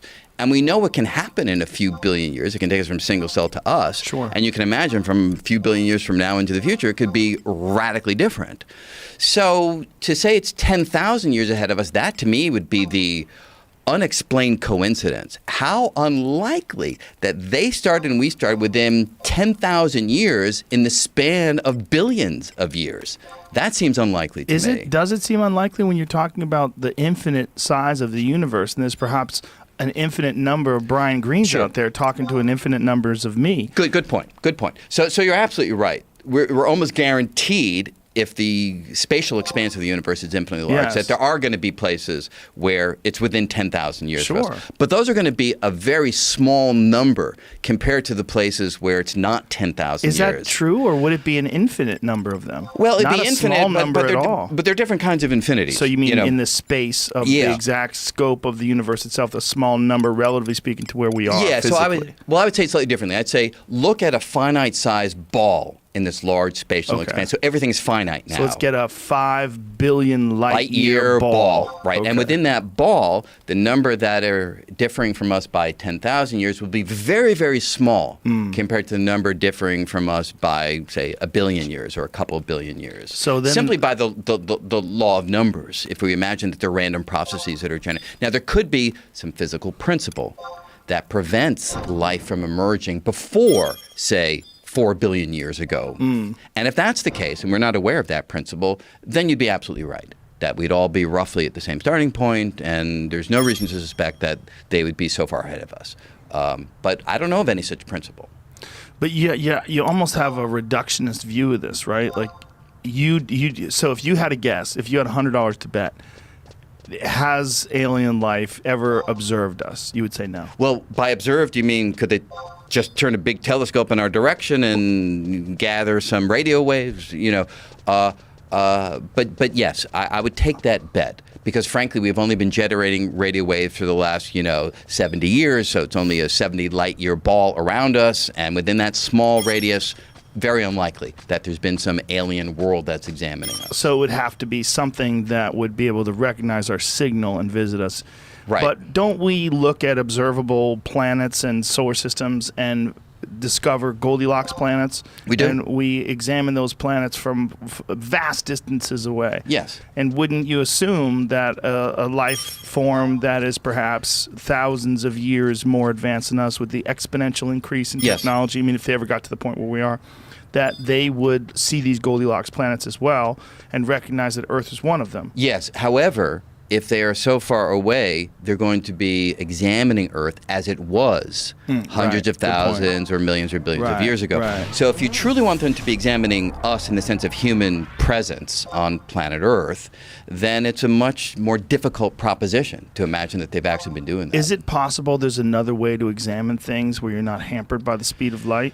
Not No? that I know of. I mean, any signal in the Right. world that we're aware of is restricted by a special speed of theory travel. by the speed of travel, which is Yeah. now look. There's quantum entanglement, which is a strange property of the quantum world, in which distant objects can behave as if they are one. Yes. And in some sense respond instantaneously to an influence in one location at a distant location, no matter how far apart they are. But that isn't really observing. That's more realizing correlations between physical properties at widely separated locations. But I'm not aware of a means of leveraging that to actually observe what's happening in some distant location, even if you do have quantum entangled particles. For a long time, my operating theory on aliens was, when I see something that's interesting, then I'm going to pay attention to it. Right. Because it's too attractive. And it's part of the thing of whether it's Ramtha or any of these wonky things.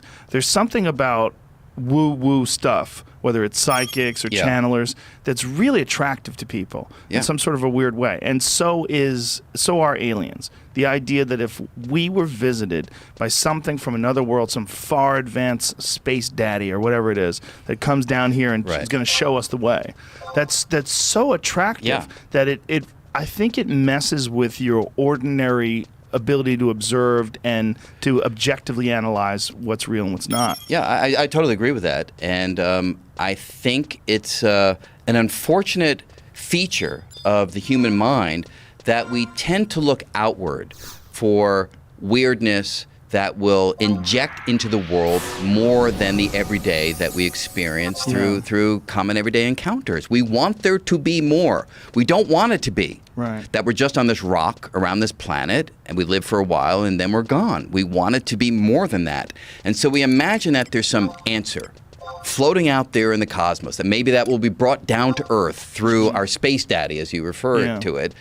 And my view of that is it's much more noble to recognize that there is no answer floating out there in space. There's no space daddy that's going to come here and say, this is what it's all about. The answer is you and I and everybody else, we manufacture our own meaning, we manufacture our own purpose. And how much better is it that we come up with our own meaning than having it bestowed or forced upon us by some external entity? Yeah. I don't think that diminishes things. I think it aggrandizes them because it's coming ultimately from ourselves. That makes a lot of sense. I think the hope is that Space Daddy is going to prevent nuclear war and figure out how to fix the ocean. Yeah, sure. And no, I mean, climate and that yeah. I could I Yeah. could certainly imagine happening That's because some there's knowledge technological- out there in the world that you could Yeah. imagine that we haven't yet encountered that we could make use of. So Right. fantastic.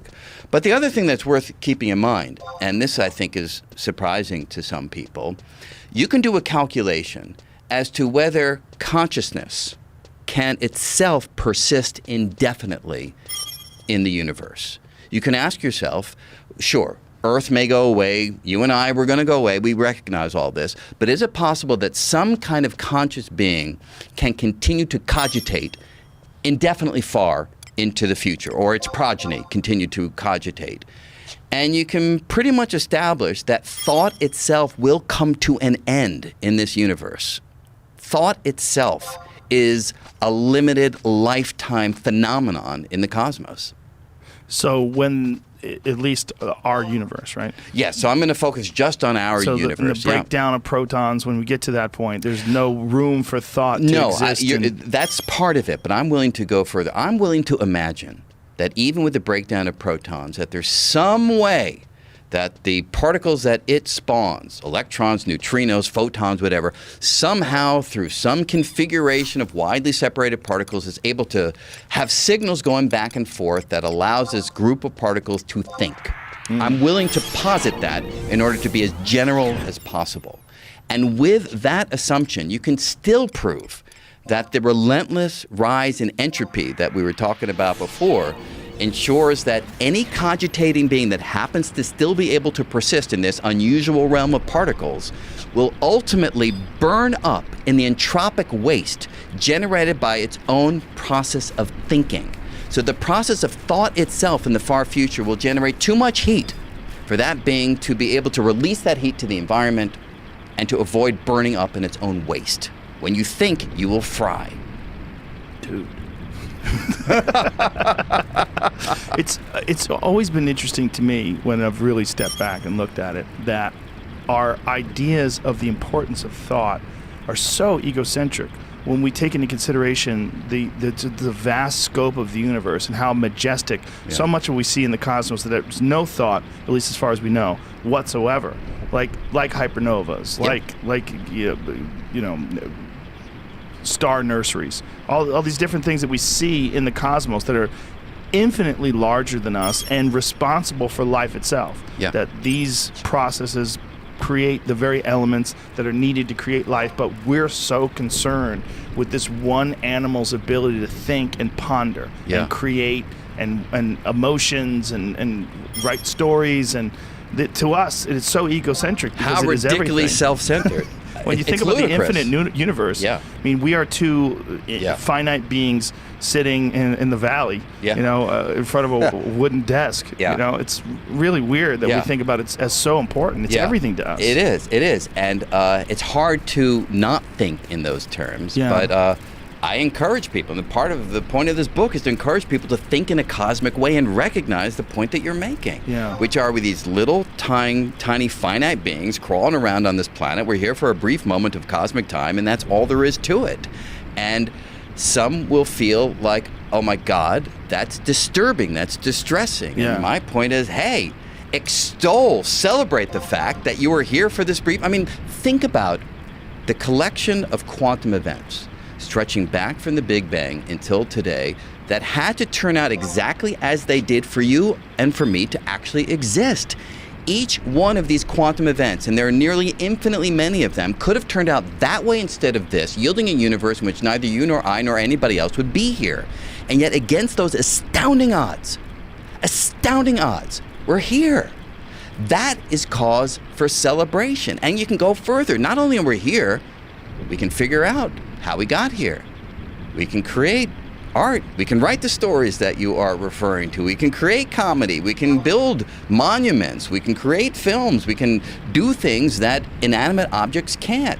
So this, to me, is where the value and purpose and meaning comes from, as opposed to trying to look out and hope Space Daddy comes with the answer, flashing in neon signs saying, aha, that's what it's all about. That's never going to happen. It isn't. Well, it might. You might have to eat your words, but I admit that it's possible. So every time I say it's not going to happen, I mean unlikely that it's going to happen. Very unlikely. Yeah, I agree with that. But it's interesting to me that that's the thing that we look forward to the most. To the average person, if they think about space, they think about intelligent life. Yeah. That is far more interesting to them than the fact that there's black holes out there that are devouring planets. They're sucking stars into its event horizon. This infinite point of density that we can't even really begin to imagine with our own little brains. And the fact that all this arose without a guiding intelligence. That there are black holes and there are active galactic nuclei and there are black holes slamming into each other, creating gravitational waves that we can actually detect. I mean, it is a wonderfully rich reality that we are fortunate to be part of. Do you experience much pushback or much conflict from religious people who don't like the fact that you describe things in that way, that it didn't need an intelligent force or intelligent creator to exist? It's an interesting question because the biological community, people like Richard Dawkins and the like, I think have really borne the brunt of the religious pushback because they're dealing directly with phenomena of life, and that's the precious commodity that somehow we want to be sacred, and therefore our religious sensibility will push back on it just being the mindless laws of physics and evolution yielding, life on planet Earth. They haven't pushed as hard on the quantum physicists and the cosmologists as they have on the biologists, but I have had conversations.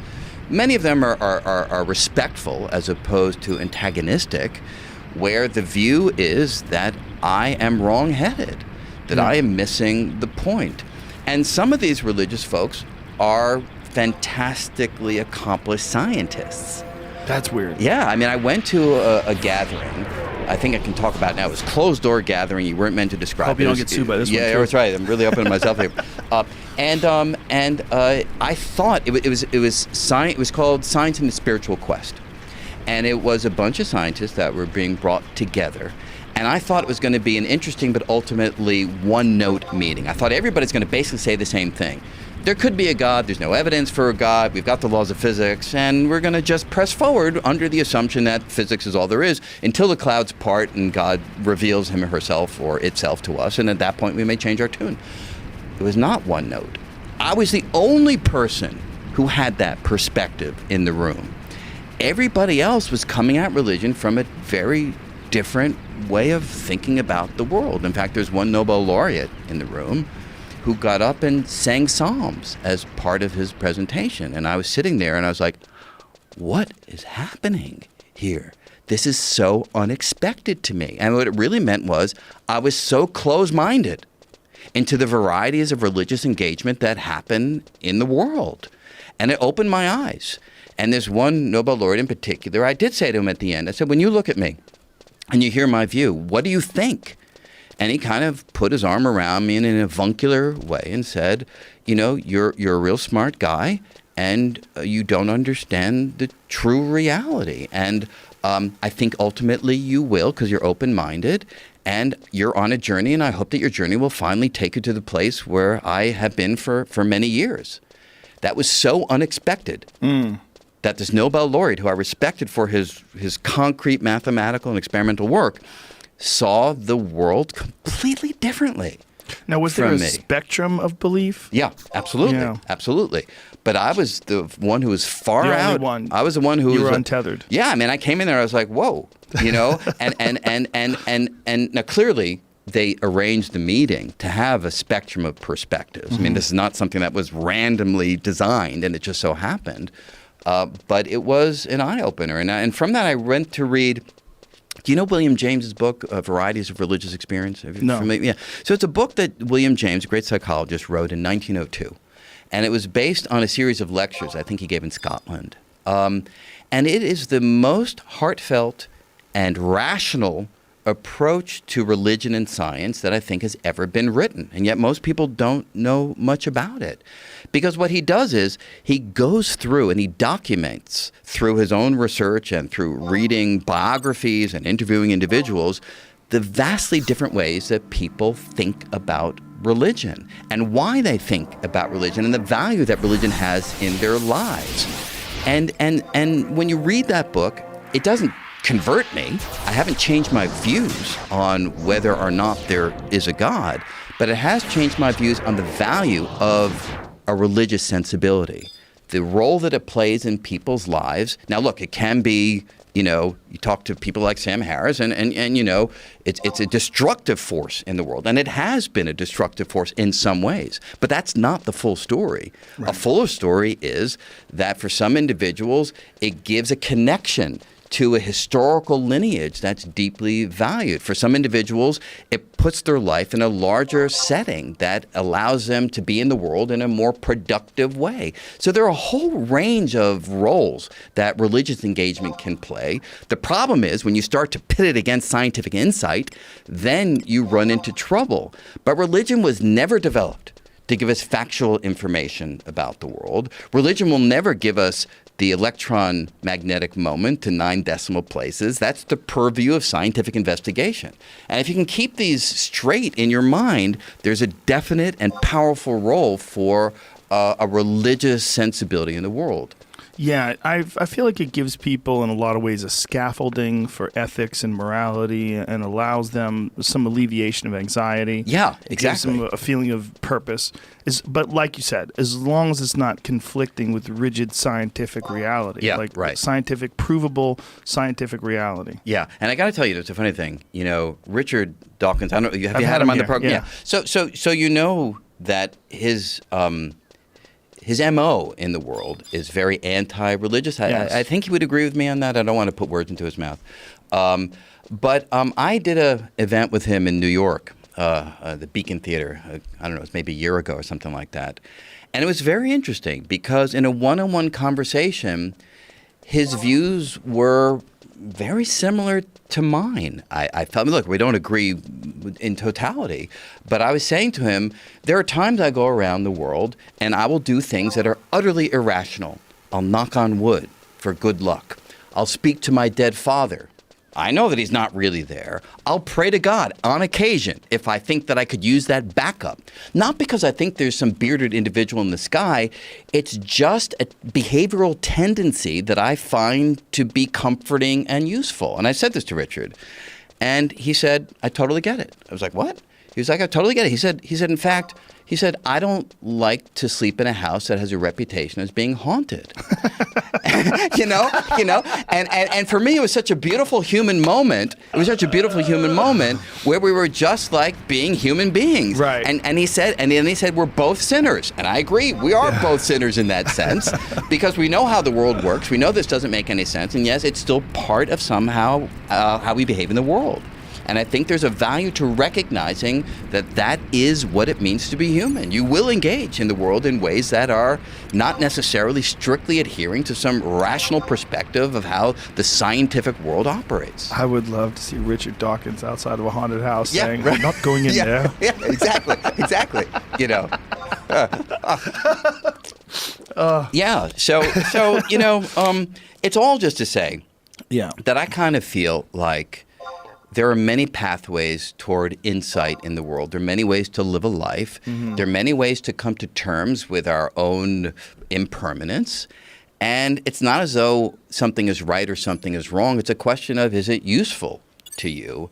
And I think that we have to be very open-minded in the kinds of behaviors that that we allow to happen in the world. Even Ramtha, it's nutty stuff. Yeah. But if some of those individuals who go there find that it allows them to live in the world in a more productive way, alleviating anxiety, feeling like they're on a spiritual quest, so be it.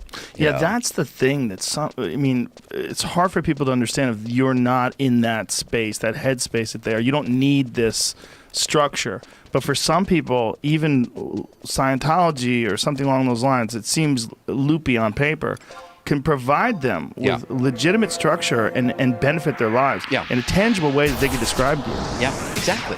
And my feeling is that if there was, I don't know this to be the case, and maybe some biologists will push back on this, but if there was a race of, for want of a better word, Vulcan-like individuals who approach the world in a completely rational manner, evaluating the data, figuring out the most sensible course of action, competing against a crazy group of individuals like us who will come up with wild fictional ideas, gods in the heavens, demons haunting the world. I think it's the latter group that ultimately would triumph. Because with that kind of freedom of thought, you get novelty, you get ingenuity, you get creativity.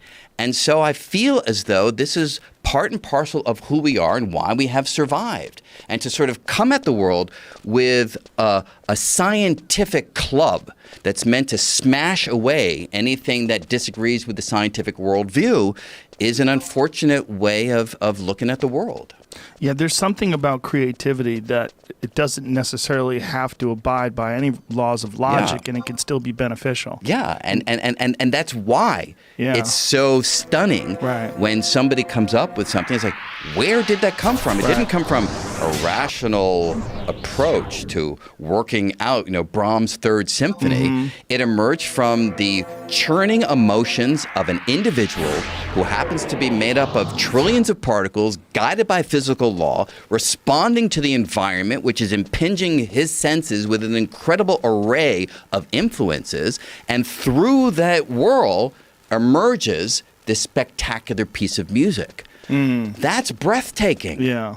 Utterly breathtaking. Yeah, and it's amazing what that music can inspire as it reaches out to, X amount of people and then causes different thoughts in their mind. Yeah. And then that causes, in turn, another branch of creativity, another new line of thinking that they might have never pursued before. Yeah, and that to me establishes that the notion that language is the only way that we can know about the world. Wittgenstein had this perspective, the limits of my language, limits of my world.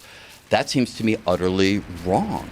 I mean, the experience of music or the experience of cogitating about the world but not trying to overlay a narrative upon it, just feeling your way into reality, reveals things about the world that I think are beyond linguistic.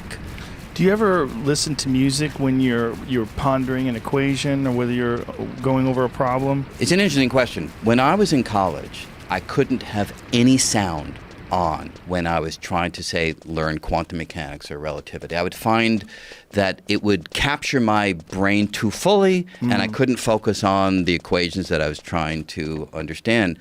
But the funny thing is, in writing this book, for the very first time, I found that there were passages that I couldn't write if it was quiet. I needed to have music playing because, in some sense, by focusing too directly on what I was trying to say, I couldn't say it. I only found that I could make progress in certain kinds of descriptions by allowing my brain to fly off through whatever musical experience I was playing and allowing the freedom of thought to then emerge within that unusual, for me, environment. What kind of music were you listening to? Well, it varied incredibly. A lot of Slayer? No. But so some of it was classical. I remember there's one vital passage when I was writing where do you know Pentatonics? They are a spectacular a cappella group who are able to take songs that you have heard and transform them into sort of transcendent performances. So you should check these guys out. But other times, it would just be loud rock, loud Beatles, loud Rolling Stones, the soundtrack from The Greatest Showman, just blaring that thing. And somehow it just allowed me a certain kind of linguistic freedom that I could not acquire in my normal way of being in the world, which is everyone's quiet. Let me just work out my equations, and I need total focus and no distraction. So is this something that you sort of evolved over the course of your career? Absolutely. Absolutely. It was not there early on. And, there's this phenomenon. I don't know if this is anything more than a metaphor or an analogy, but whatever. There's certain things in the night sky that you can't see if you look at them directly. But by looking off axis, you're able to invoke other qualities of the eye that are able to sense those features of the night sky. And I kind of feel like it's the same thing. Sometimes by focusing directly on what you want to do, you can't do it. And you've got to look obliquely. You've got to look off axis, metaphorically, and that's the only way that you can accomplish what you set out to do. And certainly music is one of the ways to take one's attention and shift it in a different direction, to get that oblique view of what it is that you're trying to do. And I have found that it allows for progress that otherwise is unattainable. And is that the case also when you were writing this book? It absolutely was the case writing this book. I have a very... a wife who's very understanding, so we have a house we live in Manhattan, I'm at Columbia, but she would let me go up to our house upstate with the dogs and by myself, and I would disappear for weeks on end, and I'd hold myself up in this cabin in the woods, and I would sometimes write deep into the night, and there were no neighbors around, so I could turn on the music at whatever volume I found useful, and I would do it. And I would find, that it freed up a certain kind of creative thought process that to me was striking. because I had never approached work in that way before. And it was really deeply interesting. So how did you come to this idea of doing it that way? I was struggling on certain things, and I felt as though I am approaching this in a very flat-footed way. I want to write about this, say I want to write about human creativity, or I want to write about religious engagement, and I am just doing what I've always done, which is I have this equation and I want to solve it. So I'm going to bring the tools of mathematics to bear to solve it, and I was approaching this writing project in exactly the same mind frame. And as it wasn't working, I said, let me smack my brain around a little bit. And so one way of, it could be psychedelics. I didn't go that direction, but I smacked it around by forcing myself to be subject to a great deal of distraction in the environment around me. And it really made a difference. It's interesting that you did it in a calculated manner. Yeah, you just right. Said, Yeah. So I can't break free fully from my physicist training, But it's wise. I mean, Yeah. that way of doing it is wise. And it's also a time-tested, from Ralph, from Thoreau to, the beginning of time. Yeah, and the funny thing is it never worked for me in the past because the focus, I think when I'm doing mathematics, it does need, at least for me personally, to be that kind of non-distracted, total focus on what's going on. As a writer, it's a very romantic notion, too. To go to the woods in a cabin, that's what's up, right? Yeah, right. That's what everybody wants to do. Yeah, right, exactly. The only thing that's missing is whiskey. You're supposed to get drunk out there. Did you get drunk out there? I didn't. I had the dogs, and it was just, like I said, I hardly ever drink, But it was an unusual creative experience, which to me opened up a different way of going about trying to create things in the world. As you write more and more books, do you find it to be more and more difficult, or do you find it to be easier? Well, my early books were all focused on trying to bring scientific ideas out to the general public. The Elegant Universe was about string theory, Fabric of the Cosmos, Space and Time. Hidden Reality was about multiple universes.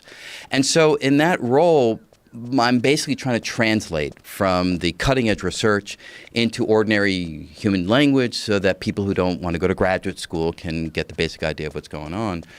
And this book is a very different proposition. I feel like I've moved in a significantly different direction through this book because, yes, there's science, entropy, evolution, the history of the universe from the beginning to the end, but the focus on why we humans do what we do, why we tell stories, the emergence of language, why we tell myths, why we engage in religious experience, why creative expression is so important to us. This felt like it was drawing upon things I've been thinking about for decades, but never put into writing. So it was a harder exercise than anything that I did before because it was a different exercise. But in the end, one that I felt was even more gratifying because it was making clear why these ideas matter. As opposed to just trying to tickle the brain of the reader, I'm trying to actually, if you will, touch the heart and soul of the reader. And that's something which, if it's successful, feels very gratifying. I would imagine that would be very hard to end, to feel how, to put the cover on it and to go, that's it. Yeah, right, it is. But that's true almost with all books. The famous adage is that you never finish a book, you abandon them. That's all that ever happens. And that was true in spades in this particular case because the subject was so big. Yeah. And you can always imagine going further in this direction or enhancing that description. But at some point you recognize that life is an ongoing process. And a book is ultimately a snapshot of where the author was at the moment that the book was written. And that, to me, is really what happens here. This is a snapshot of my view of the human condition set against the cosmological unfolding. And how much of your perceptions of these things has evolved, as an educator and as a scientist and as a person who's in the public eye? How much of your perceptions on these ideas have changed over the course of your career? Huge. I think I was a very hard-nosed science thinker when I started out. I think part of this may have been I became a professor at a relatively young age. I think I was 27 when I got my first faculty job, so many of the graduate students were the same age as me. So I think I felt the need to have a very rigid scientific outlook on the world because of that. And, as I've gotten older, that has changed. And my willingness to entertain a broader range of thought and experience and ways of being has absolutely grown. The other thing that's had a vast and vital impact on me are students. For 30 years, the only thing I really taught was technical physics courses, quantum mechanics or relativity, thermodynamics. And what do you do there? You're at the blackboard. You're putting equations up there. You're trying to get the kids to be able to solve problems and understand what the mathematics is all about. So the only thing that you're really ever doing is touching the cognitive part of their brain.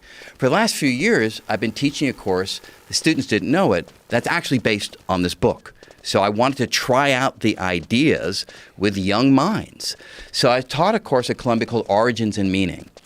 And in that course, I had students from across the campus, not just the physics students. I had the neuro students, the anthropology students, the linguistic students, the theologically oriented, So it was a whole range of students. And to see how their understanding of how their major or subject fits into the cosmological unfolding changed many of their perspectives on what it is that they're studying and what they're doing. And to have students come to my office and to feel shaken up, whatever the right form of that verb is, where they're saying, I've lived my life in such a way, but now when I think about religion as perhaps an evolutionarily interesting and useful development as opposed to something from on high, or when I think about creative expression as something that might seed ingenuity and innovation as opposed to something that is just pure inspiration coming from the outer world, I'm thinking about my life differently. And some of them, frankly, would be upset. I'd had students come in tears. And I'd never had that when I teach quantum mechanics. In tears? Yeah. More than one? More than one. Really? Because they'd say, this course is kind of shaking my sense of who I am and what I am in the world. What was the key aspect of it that was shaking them? Well, for some students, it was the notion of religion, because many of them, or at least some of them, had a traditional religious upbringing, and their academic life and their religious life were completely separate. And now when you have a course in which you're focusing upon how it would be that this institution of religion might naturally evolve on planet Earth based upon what we know about humans and human brains and the evolutionary pressures that we've been under, some of them began to think about religion as a very different proposition than the one that they had when they were growing up. And I was in a position that I'd never been before, of basically counseling a student and saying, hey, it's okay to have your world shake a little bit. It's okay to think about things. You may come back to exactly where you were before this course, but if a collection of ideas can make you rethink your life, at least it'll cast it in a different light. It'll illuminate it differently. Go with it. See what happens. And I never had a conversation like that when teaching Schrodinger's equation. And for me, it was the most gratifying pedagogical experience that I've ever had, because you're reaching the whole person as opposed to just reaching this cognitive technique of solving equations. If you can talk religion with a really intelligent person who's objective, who has a belief, it's such an interesting subject, because it requires suspension of disbelief in order to absorb some of the stories. But there's clearly a history behind this of thousands of years of translations, and you're trying to get to what did they mean when they wrote this down, and how much did they know, and what were they trying to do? Were they just trying to get everybody to calm down and stay in line? Right. Or were they trying to find some means of gluing the group together by a shared belief? Or, there are folks who basically say that there are qualities of the human brain that naturally leave it open to a religious sensibility. I mean, for instance, we have agency detection systems in our brain where we look around the world and we tend to assign agency to things that happen. That's useful, right? Because, if you mistake a windblown branch for a jaguar, it's fine. You thought it was a jaguar, but it's just a branch. But if the reverse happens, you think it was a jaguar and you think it's a windblown branch, you're going to get eaten. So we tend to over-endow agency into the world. There is evolutionary value to that. So when the wind blows, we tend to think there's a mind up there. When the river gurgles, we tend to think that there's a mind in there. Yeah. And this is sort of the seed for the kinds of perspectives that you'll find in many of the world's religions. So there's natural course of events that can lead to the arising of the institution, or at least the ideas behind the institution of religion. And for students that have never encountered that idea before, it can really shake things up, and I think in a very valuable way. So I think you're absolutely right. Having a conversation with somebody who has a religious perspective is deeply interesting. Yes. To understand where that mind came to the place that it got to. And from a personal sensibility, I give you, I just give you one little anecdote. My dad died. I was 23 years old. And unexpectedly, I'd been visiting home. I was at Harvard at the time. I was visiting from Cambridge, and we had a nice weekend. And by the time I got back to Cambridge on the bus, my mom called me and said, "Dad's dead." It was so shocking. It was like so sudden. It was so complete.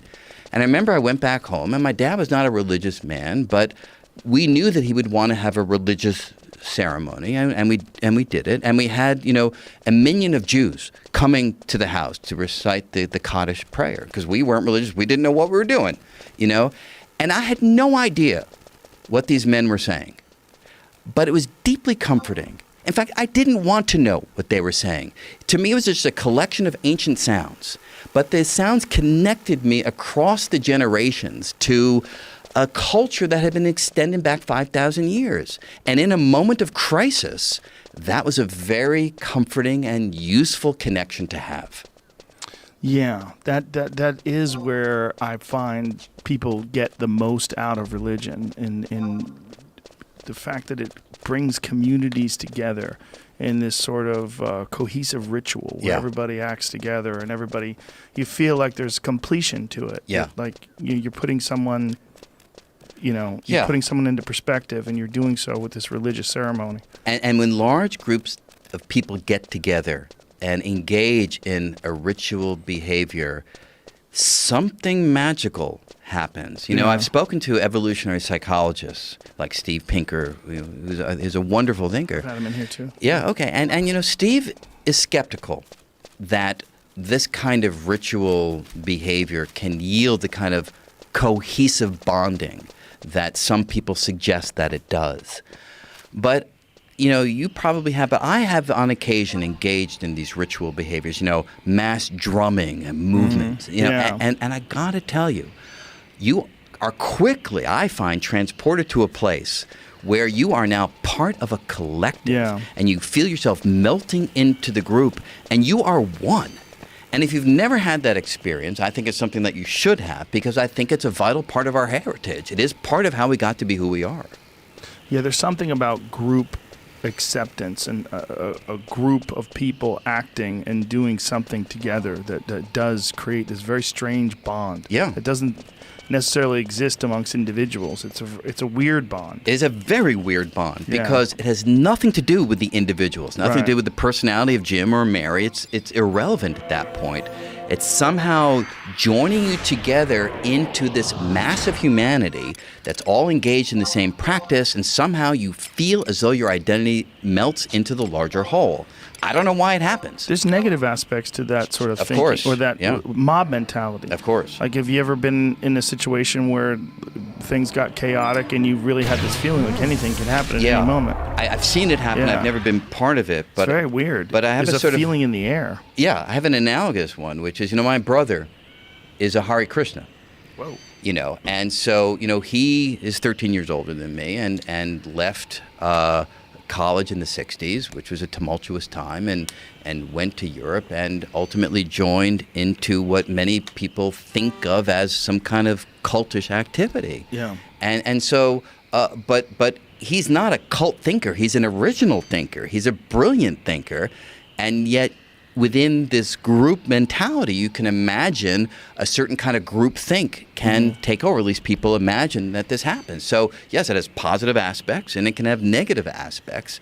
But in the end, I think there is a long lineage in which those of our forebears who survived were the ones who could join together into these more potent, these more powerful groups. And that way we're able to triumph over other groups, in the ancestral environment. Yeah. There's different readings of the archaeological record, whether it was a dangerous place in the hunter-gatherer past or a sort of placid place. But one reading says it was a very dangerous place. And therefore, those groups that survived were the ones who were able to establish this kind of allegiance to the whole. Yes. And certainly, I think this kind of ritual behavior may have been part of that. Bond together through shared experience. Yes. Yeah. And belief. Yeah. And if you're all believing in the same supernatural entity, that's a powerful, in principle, powerful glue. Do you find that there's, I don't want to say an arrogance in some academics, maybe that's not the right word, but this being too quick to dismiss any positive benefit at all about religion? Yes. It's the knee-jerk reaction among a certain group of academics, and it feels deeply unfortunate to me. It almost feels like a religion of its own sort when it's just the response as opposed to a careful, thoughtful, heartfelt analysis of the situation. I frankly wish that more people would read William James's book, because I do think that it's the kind of, because here's a scientist, right? A deeply thoughtful scientist who knows how to analyze data, knows how to rationally engage with the world, who was plumbing the depths of religion in a very, very meaningful and sensitive way.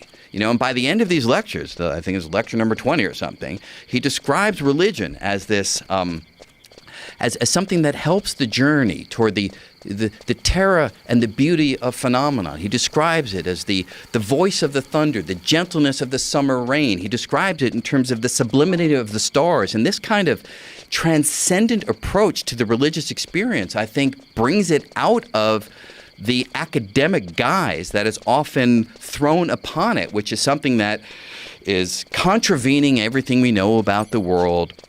It's causing people to think in ways that are irrational. This whole trope that you hear, it's not that there isn't some truth to that, but it's an incomplete truth.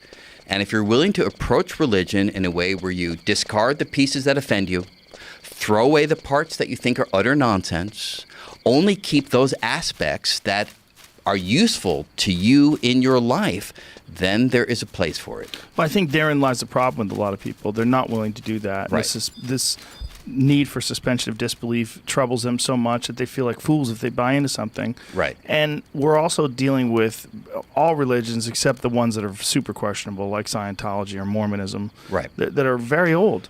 And the idea of maybe it would be better if we came up with something that we could all agree on in 2020. Right. Maybe it would be wonderful if we have something that maybe has science in it, maybe something that has a genuine understanding of how human beings react and what the benefits of community and having these environments where loving, conscious people communicate with each other in a very positive way, that this could be a new form of this thing that we seem to desire so greatly. Yeah, and I agree. And I have to say I make this point in the book, because the point that I make there is that to truly engage with the world, you have to use a variety of stories. We're fundamentally storytellers. That's what human beings are. Now, there's the reductionist story that physicists are well equipped to talk about with particles and laws of physics. On top of that, you've got the chemist story, the complex molecules. You've got the biologist story that begins to talk about cells and life. You got the psychological story, the neurophysiological story that brings in mind and consciousness. And within that, you then have all of the activities that conscious beings undertake, which includes religion and includes telling other kinds of stories. It includes creative expression. You need them all. And to sort of say that the scientific account is the only account by which you're ever going to gain true qualities of the world is a very, in my view, limited description of what truth is. There is objective truth in the world that we can measure, that we can describe with equations and so forth. But there's also internal truth, spiritual truth that you get to by self-examination. It's real in the sense that you're understanding how you respond to the world. And that is something which is deeply personal, but utterly real. And whether it's through psychedelics, whether it's through ayahuasca, whether it's through a spiritual journey, whether it's through religion, regardless, all of this adds color to the story of what it means to be a human being. Do you spend any time meditating? I do. I'm not particularly effective at it. And I so think most people are that way. Yeah, but years Including ago, the most effective ones. well, years ago, a friend of mine bought me one of these transcendental meditation courses, and I was like, okay, I'll just try it. He spent the money. I'm going to actually go and do it, and it was kind of eye-opening. There was a lot of what you might call woo-woo stuff that was happening in the lectures, and in fact, the funny thing is, the guy giving the lecture, he did recognize me, and I could tell how uncomfortable he was giving his normal description because he kept looking at me sheepishly as he would invoke quantum physics and things of that hilarious. sort, But I was like, I told him, whatever. I'm not here to judge you. I'm just here to sort of see what's going on. But the idea of allowing the mind to be in a different mode of operation, which is sort of how I summarize the experience. If you're reciting the mantra in your mind and allowing that to be a sort of pedal point, a driver of how your mind is behaving at that moment, that's a very different way of being in the world from thinking about grocery shopping or solving Einstein's equations. And I think that, to me, is the value of it. It's a systematic way to put your mind in a different mode of operation. And at times, I find it very useful to move into that place. When you started doing transcendental meditation, what about it was weird? Well, what was weird, number one, was doing this in this group setting, which is how you start on this course. And moreover, it being framed in a manner that I had trouble aligning with my understanding of how the world works by virtue of the lectures that were given to us for what we were doing. But through the practice, I sort of found, I'm sure I'm just translating from what they were saying in the lecture into a language that I'm more comfortable with. And that made it less weird for me because... Sort of like what you were talking about religion, just kind of cutting out the thing that didn't make any sense to me and saying, hey, what is this really about? What this really is about is breaking the usual chain of thought that is 99.9% of the time of how I live in the world and allowing my brain to have a chain of thought that is artificial because I'm sitting here forcing myself to recite this mantra inside my mind, but that's a very useful way of being because it's unfamiliar and it's novel and it allows my brain to operate in a different way. So when I translated it into that language, it all of a sudden made a lot more sense to me and became not weird at all. It became an interesting practice. And do you still do it? I do it when I feel I need it. So there are friends of mine who say, I cannot live in the world if I don't do my 20 minutes in the morning. Simply, that's part of my routine. I don't feel that way, but there are moments when I say, whoa, I need to do it. And based on circumstance, based on what's happening in a given moment, it allows a kind of mental reset if that's a language that makes sense. And that reset I consider to be a valuable thing to do. Now, so do you do this? I do. I don't do TM, but, Okay. But I do meditate and Regular basis. Yeah, meditate. regular basis. Yeah. And I also have a float tank here. Oh, you that I do? like to use. Yeah. Really? Yeah. Like a deprivation? Yeah. Yeah. In this building? Yeah, it's right over there. I'll show it to you after we're done. Wow. Yeah. Can I do it? Sure. You could if you want. Oh, shit. Have you done it before? I've never done it before. Oh my God, you gotta do it. I find it a little bit terrifying. Do you live I in have to Manhattan? say. I do, yeah. Yeah, there's plenty of them. There's Yeah. a bunch of different float places. It's not terrifying at all. Really? Yeah, you just float, relax. And but it's complete darkness. Oh, yeah, right? yeah. See, because I have The lid I have some closes. claustrophobia. Yeah. And that's like, for instance, I can't go into an MRI machine. Oh, really? Yeah, totally. In But fact, you're I so even smart. trained. Why don't you get that out of your head? I tried. I got to tell you, Really? I trained. So I have a desk in my office where it's only about like 1 foot high. And I'd slide my body underneath the desk, lock the door because it Right. looked too weird, and I'd stay under there as long as I possibly could just How to long is train that? myself. Like 15, 20. But I get into the real machine and, Really? yeah. My wife's mom is like that. Yeah. Like she did an MRI and she's like, it was the worst experience of my life. I'm like, I did 2 of them last week. I fell asleep. I totally understand her. I totally. Really? Yeah. I don't understand why someone as smart as you would not recognize, well, there's just this thing it's- around me and I can... I do, but it's like the irrational part of being. I get in there, my heart starts to pound. Where do you think I- that comes from? I don't know because it wasn't always there, and Really? it has gotten worse in certain. There was a time again, I'm gonna come across like a nutcase in here. Maybe it was that But- trip to Amsterdam. Yeah, maybe it's a trip to Amsterdam. Whacked your brain out. There's actually times when I couldn't even go in a tunnel in a car. The claustrophobia was that bad. Really? Yeah, I was in a taxi cab. I had to go to New Jersey, Manhattan, so I had to take the Lincoln Tunnel. And as the taxi was approaching the tunnel, I said to the guy, I can't do it. I can't do it. And the guy says, well, I can't let you out. It's illegal to let you out. I said, you got to let me out. I can't do it. And I just opened the door and I got out. Oh my God, that's Yeah. so crazy. But now I'm fine with tunnels. So Now I you're fine don't with I don't know tunnels. what it is that Maybe you're too smart. accentuated it there. Maybe you're too smart, and maybe your I don't brain know. is playing tricks with you and giving you anxiety to sort of Shake it up the world and maybe. because you're Maybe. constantly contemplating the gigantic Yeah. picture of Yeah. the actual scope of the universe and. Yeah, you know, but now the end of I'm pretty protons. stable about these things. So it's just MRI So it's- machines where it's really close into your Well, face. you got to but, just do a lot of MRIs to get over Yeah, that. right, exactly. I'm sure that would do it. That would absolutely do it. Probably Yeah, right if you yeah. just did MRIs on a regular basis. Then I'm sure you get used to it. But Yeah, I just do a real simple type of meditation. When I probably am eventually going to take a TM course because my friend Tom Papa, he's really into TM and he raves about it. Yeah, But yeah. I just sit down and I breathe. I just concentrate only on my breath, and it comes and goes, but I concentrate only on my breath. And I find really good relief from that. Yoga is the same thing. I do yoga. I try to do it at least twice a week when I. Oh, you do? Yeah. Okay. That there's a lot of benefit in that. In the same way, in that it's so difficult, and in the poses, if you can only concentrate on your breath, just balance and concentrate on your breath, you'll be filled with activity enough with things to concentrate on, with the balancing of the posture and then the breath, that it acts as almost a brain scouring.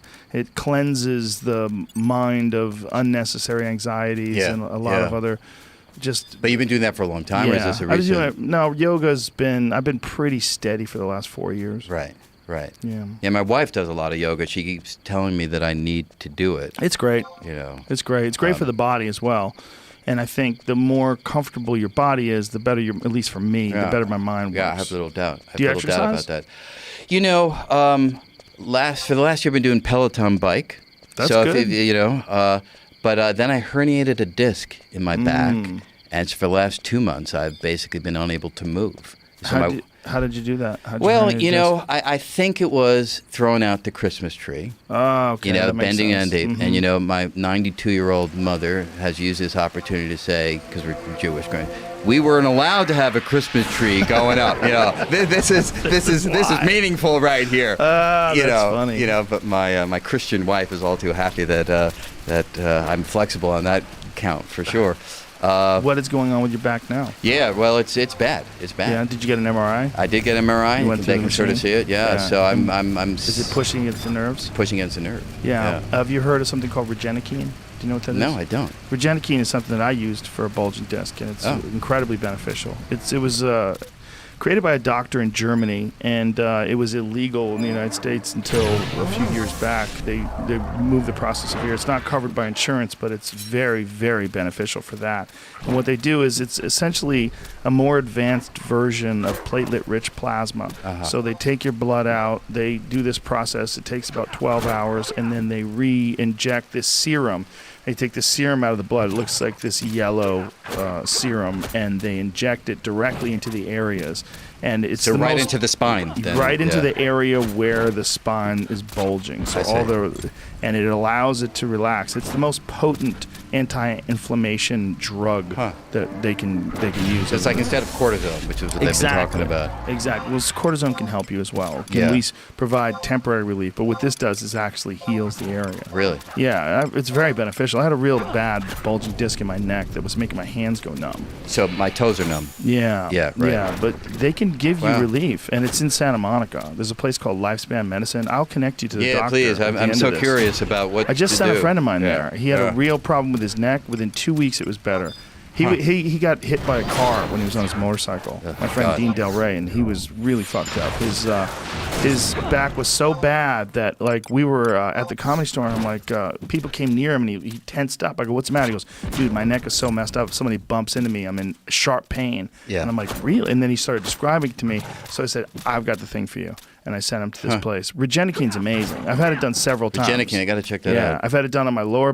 Well, a lot of like athletes like Peyton Manning and all, Kobe Bryant, they flew to Germany to get this procedure done Because it was the only place that was legal then. including UFC president Dana White, which is where I found out about it. And then I found out that they were opening offices in America. In Dallas, they have one. They have one in Santa Monica, and I think somewhere else. Maybe New York.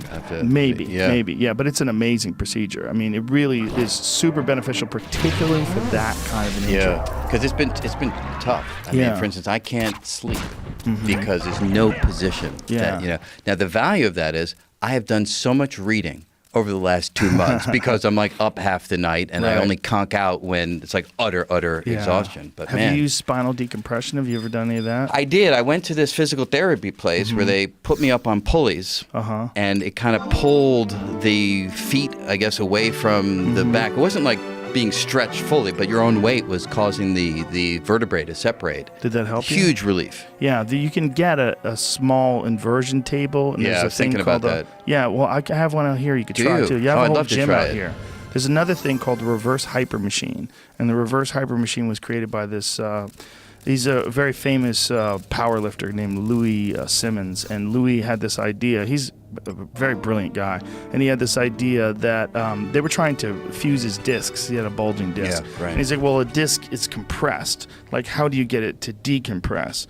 And he developed this machine that strengthens the back when you lift up the legs, but then in the lowering of the legs, it provides active decompression, and it alleviated his problem. Do you wear this? No, I'll show it to you. Yeah, I'll show it to you okay. afterwards. Wow. But it's a machine that you get. But See, we are physical beings, right? yeah. We have a mind that can soar to the edge of the cosmos, man. But you got a bulging disc, it doesn't matter. Oh yeah, pain is real. I mean, you have to deal with it, and you have to be really careful. Yeah. And for me, what's really critical is physical maintenance, and I'm very dedicated to physical maintenance, even if there's nothing wrong. So-called building the core, as Yes, they call. I hear a this, lot of chin-ups, sit-ups, a lot of lower back exercises, hyper like back extensions, anything to keep things strong, squats, making sure that the more tissue you have, the more strength you have in that tissue around, particularly protecting your joints and your spine, the healthier you're going to be. Yeah. That's just No, it's absolutely vital because the last few months have been hell, I have to say. Man, well, I'll show you. Yeah. Listen, we've already talked for 2.5 hours. So I'll take you to the back right now. I'll show you. Yeah. But Brian, thank you very much for being here. I really appreciate you. It's great. I appreciate all your work. And tell people your book. One more time is the title. Until the End of Time. It's out today. It's out today. Mind, Matter, and Our Search for Meaning in an Evolving Universe. Beautiful. Yeah. Thank you for being here, man. Thank you. My Appreciate pleasure. it. Bye, everybody. Yeah, I'd love to. Thank you.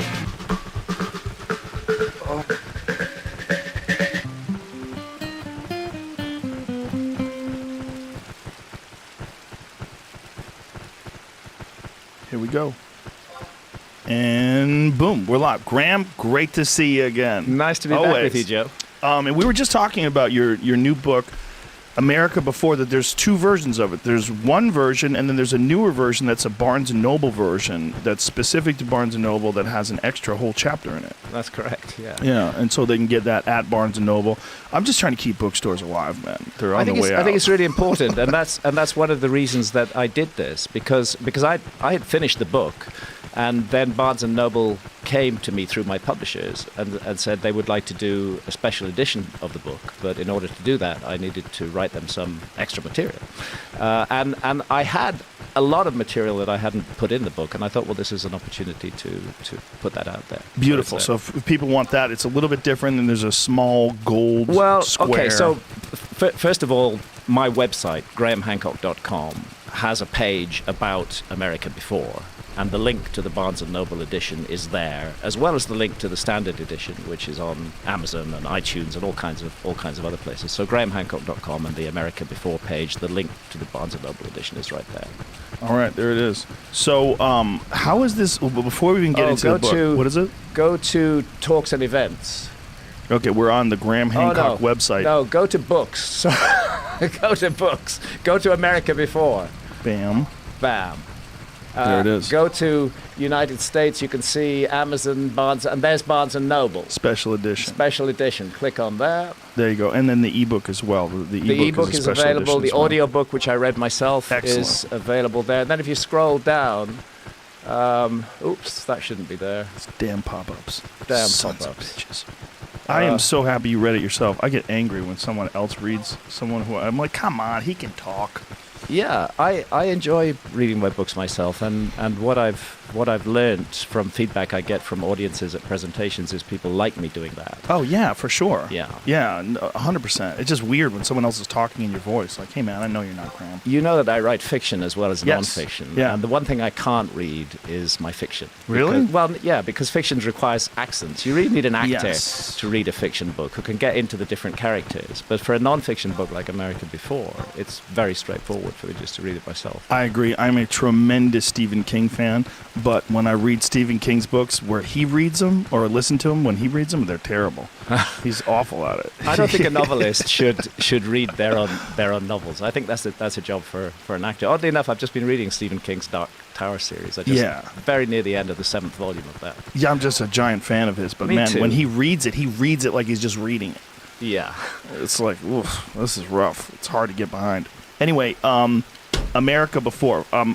So there's Give us on the the- website. There's details about the book. There's a page where there are links to the book, and also the other thing I would like to take this opportunity to mention is I'm in America and Canada for the next 7 weeks, and I'm going to be doing something like 25 presentations in something like 20 American cities, and then 3 Canadian cities in Vancouver, Montreal, and Toronto, and that's Excellent. all on the talks and events page of my website. So if anybody wants to come along and meet this old man in person, I'll be doing those events. And are you doing these at theaters, and do you allow Q&As? Like, how does this work? Absolutely, I allow Q&As. I encourage that. I feel as an author that, frankly speaking, I'm nothing without my audience. I owe my audience, my readers, big time.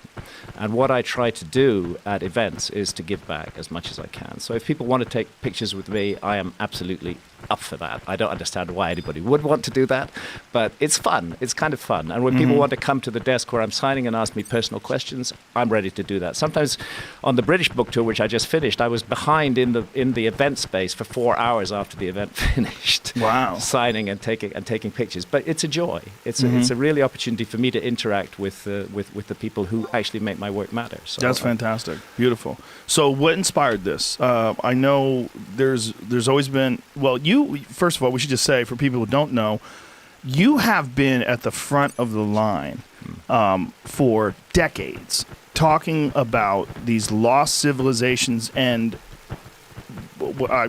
from reading your work, I mean, I think I first read your work in the 90s. You exposed me to a lot of these, what were at the time controversial ideas that have now been substantiated by actual evidence, particularly Göbekli Tepe and I mean the all the water erosion stuff on the Sphinx, and I've since had Dr. Robert Schock on the podcast to talk about that as well. But all this stuff was at one point very controversial, and now far less. Yes. I mean, whatever traditional academics and traditional historians that are trying to, I guess it's archaeologists, that were trying to resist, they've let go a lot of that. They've had to with things like Göbekli Tepe. They've had to because the evidence has overwhelmed them. And Göbekli Tepe is an excellent example. Prior to the discovery and excavation of Göbekli Tepe, which is a site in Anatolia in Turkey, it was the view, very firm view of archaeologists, that there had been no megalithic architecture anywhere on Earth. And when I say megalithic, I mean literally big stones, stone circles, huge constructions, nothing like that before at the very, very earliest 6,000 years ago. And they would point to sites in, for example, Malta, a site called Gigantia, which is about 5,800 years old. That's the oldest megalithic architecture in the world. And they could understand how that was because these were agricultural societies. They generated surpluses. You could free up people who could become specialists in architecture, in astronomy, in geometry, and they could apply their skills to the construction of these sites. But what they never considered possible was that a society that was hunter-gatherers would have created a gigantic megalithic site. And then suddenly Göbekli Tepe is discovered. It dates to 11,600 years ago. It's more than 5,000 years older than the supposedly oldest megalithic architecture in the world. And it is in a center where there had been no previous evidence of agriculture. But the moment Göbekli Tepe appears, agriculture appears as well. And this is just something that's really hard for archaeology to explain. They've suddenly got 5,000 years of missing history that they've just never taken into account. And what I see them doing is largely avoiding the problem. rather than getting to grips with it directly. And in fact, there have been a great number of changes in the last 20 years, which have worked generally in favor of the arguments that I've proposed. Well, I'm so happy for you because I know that for a long time you were out there on your own with a lot of these theories. Very much so, and also subjected to the most blistering and deeply unpleasant criticism from the archaeological fraternity and from their friends in the media, like how dare this journalist propose that history might be different or that we might have a forgotten chapter in the human story. It was regarded almost as offensive that I would put this material out there, and archaeologists felt it was their responsibility to show the public that I was full of shit, and that was the whole way my work was greeted, and to a certain extent still is greeted by archaeologists. But things have changed. Central to my work was the notion of a global cataclysm, roughly 12,500, 12,800 years ago. It made sense to me in 1995 when I wrote Fingerprints of the Gods, but there was no compelling evidence for a global cataclysm then. All the evidence seemed to point to that time and a massive global event. And then from 2007 onwards, more than a decade after I wrote Fingerprints of the Gods, we get a group of more than 60 major scientists who are seriously proposing that the Earth was hit by multiple fragments of a giant comet 12,800 years ago, and that this caused a huge rise in sea level and extinctions of megafaunas. They are not saying that it also wiped out a lost advanced civilization of prehistory. I'm saying that. Yes. But what has changed is that we now have compelling, hard scientific evidence. I'm not saying every scientist accepts it. It's the nature of science to dispute findings. But we have a group of 60 major figures who have seriously proposed this in all the leading mainstream journals. And it's changed the balance of power in this argument. Because one thing that they used to say is Hancock can't be right because there was no global cataclysm, 12 or 13,000 years ago. Well, now we know there was, and there are various explanations for it. So that's moved things along. And the other thing that's changed a lot is the attitude of the man in the street to authority. That has changed. Back in the 90s, authority figures were the gatekeepers. They controlled everything. If an authority figure in a discipline like archaeology said, Hancock is completely wrong, he's made all this stuff up, that would generally be believed, not by everybody, but by the majority of people. Today, to have a mainstream authority figure say that to me is actually an advantage, because people are so distrustful of authority, and rightly so, because we've been lied to by authority figures in all fields for so long. The bullshit has been so enormous that people are finally waking up, and we can't trust what authority figures say. And I think we can thank the internet for that. We can thank the internet for that. Yeah. I'm sure you've seen the more recent evidence of a crater that they just discovered, like fairly recently. Greenland. Yes, Yeah. enormous crater. It's an enormous crater. It's 18 miles wide. It had not been discovered before because it's under ice. It's under a lot of ice. At the end of the Ice Age, Greenland was one area which never lost its ice cover completely, whereas North America, everywhere north of Minnesota, was covered in ice a mile, sometimes 2 miles deep. Europe, the same, Northern Europe. But Greenland kept its ice, whereas the other parts of the world lost their ice at the end of the Ice Age.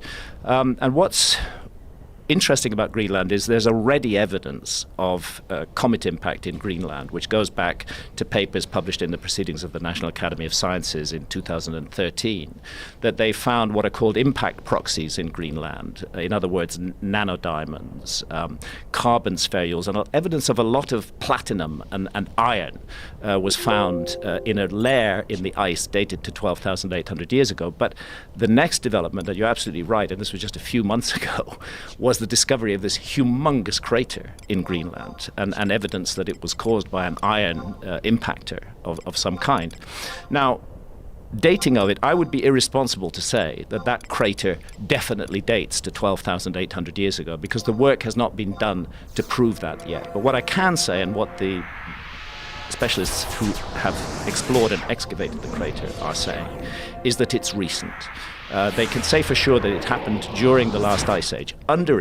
Under the crater is nothing but massively disturbed and destroyed and completely wrecked ice from the ice age, from the Pleistocene. Above it is smooth, perfect ice from our epoch, which is called the Holocene, which began about 11,600 years ago. So all the evidence suggests that this crater dates to that period between 12,800 and 11,600 years ago. But to absolutely confirm that, more work needs to be done. But it's part of a growing pattern. The Younger Dryas impact scientists, they call themselves, they call this the Younger Dryas impact hypothesis. And it's because there was a period in the Earth's geological history that geologists call the Younger Dryas, which lasted for 1,200 years, from 12,800 to 11,600 years ago. It's a very mysterious period. We see all the megafauna dying off suddenly and rapidly. We see rises in sea level. We see a huge collapse in global temperature.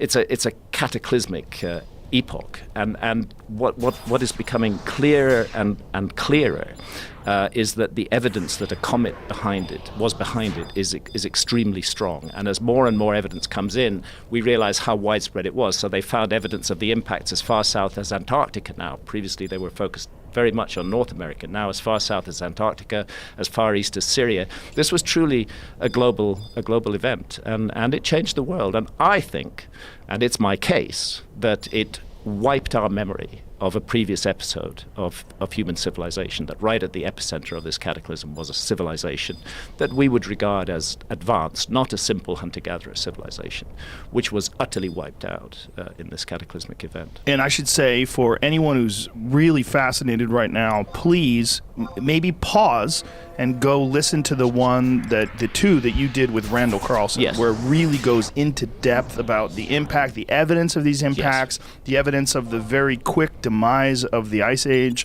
and what may have resulted in all these floods that you read about in the Epic of Gilgamesh, that you read about in Noah's Ark, and that all these things are probably tales of stories that people pass down from generation to generation that survived this time. Yeah, because we now know that at that time, between 12,800 and 11,600 years ago, truly global cataclysmic events involving rapid rises in sea level did occur, and suddenly the worldwide tradition of a global flood stops being just a myth and starts being a memory, an account of real events. It's been my privilege to work very closely with Randall Carlson. Yeah, he's amazing. Randall is absolutely amazing. He is a total genius. He's also a gentle giant and such a kind, generous, spirited person. It's a joy to work with him, and every minute spent with him is an education. I had the privilege of traveling across the Channel Scablands in Washington State with Randall, and seeing things through his eyes really opened my eyes to the scale of this disaster. You know, you could look at these giant boulders called glacial erratics, and they just look odd sitting there in the landscape, but when you really consider how they got there,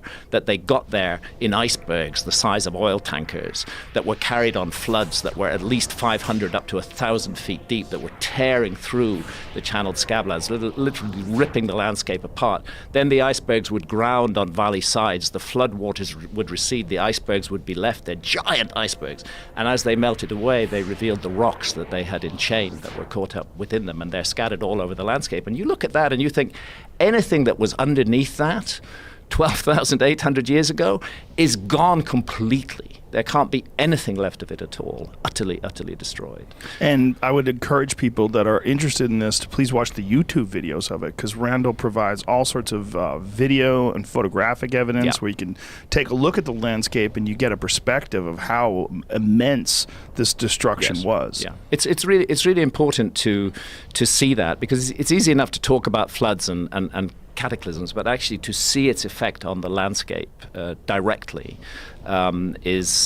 it has an emotional impact. I felt emotional traveling across the Channel Scablands, realizing that this was the heart of an event that changed the world completely. And the evidence continues to build. I have, in America before, I've not gone over old ground that I went over in Magicians of the Gods, and that we covered in the various interviews and podcasts, in which it's really a good idea that people take a look at. But what I have done is added the new information published since 2015, which further supports the Younger Dryas impact hypothesis and the notion that multiple fragments of a giant comet hit the Earth and created an absolute global catastrophe. So what was the motivation behind creating this book, America Before?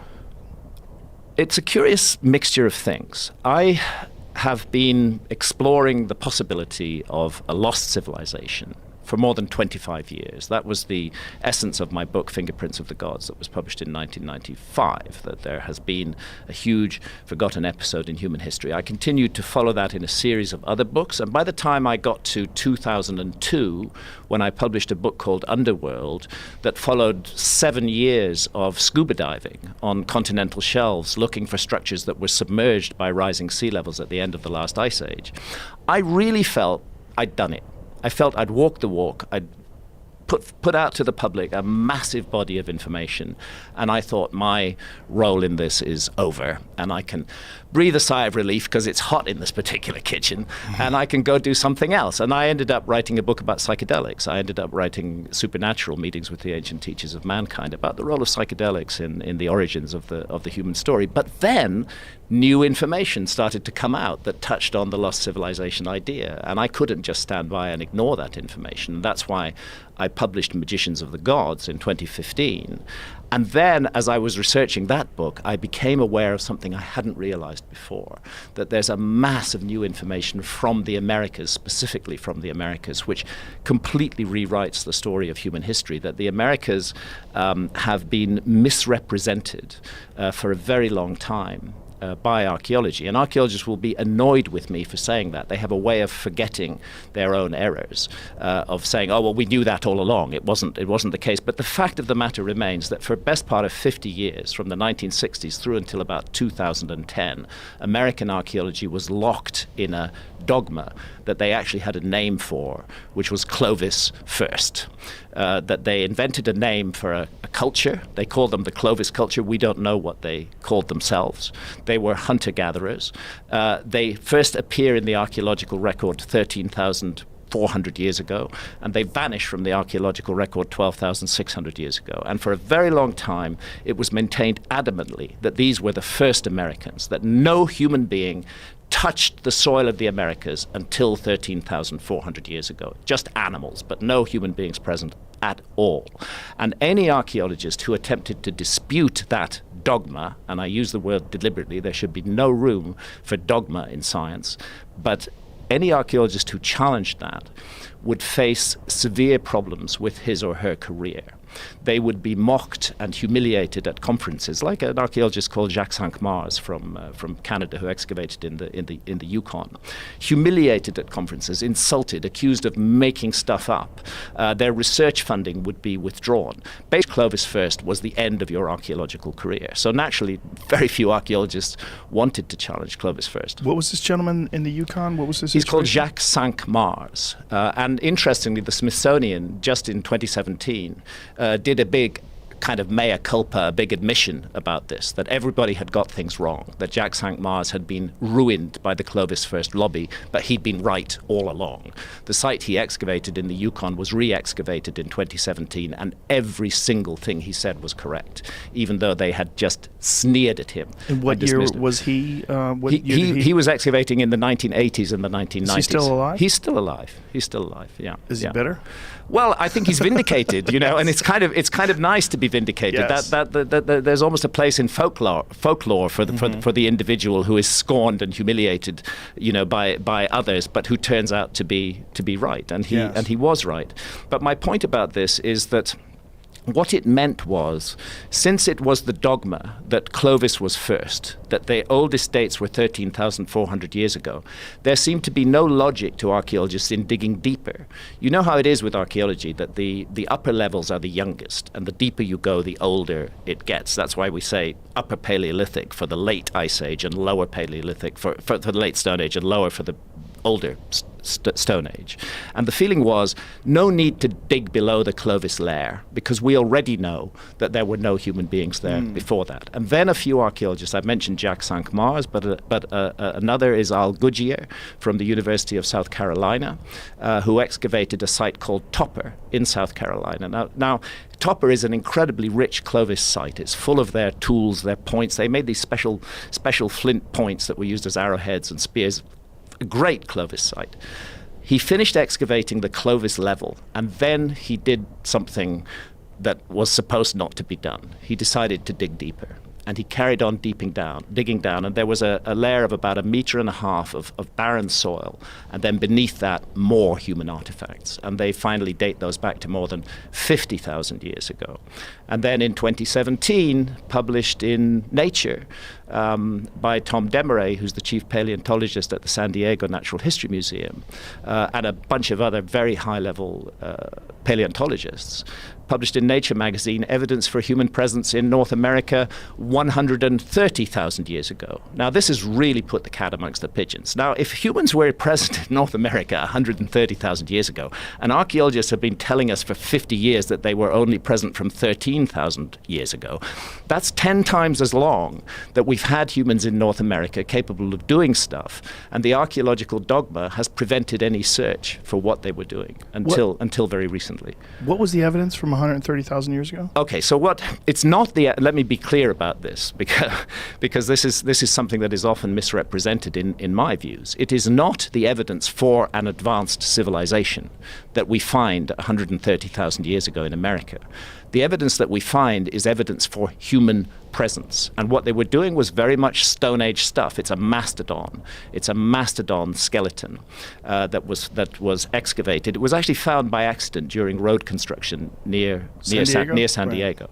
And an archaeologist was attached to the road construction crew and immediately stopped construction. And they investigated it thoroughly. And what they found was so much dynamite in the early 1990s when they found it that they decided not to publish at the time. Because what they found was evidence that those mastodon bones had been cracked open by human beings using tools, and that the marrow had been extracted. That one tusk had been left standing upright in the ground and another had been left beside it. That a femur of the animal had been taken away completely from the site. And there was assemblages of instruments that were used to smash and break the bones. And the conclusion of the team was that only one kind of creature could have done that work using tools on a mastodon, and that's human beings. That's classic human behavior. So this sets the goalposts in a totally different place. Suddenly we have to consider that humans have been in America for 130,000 years.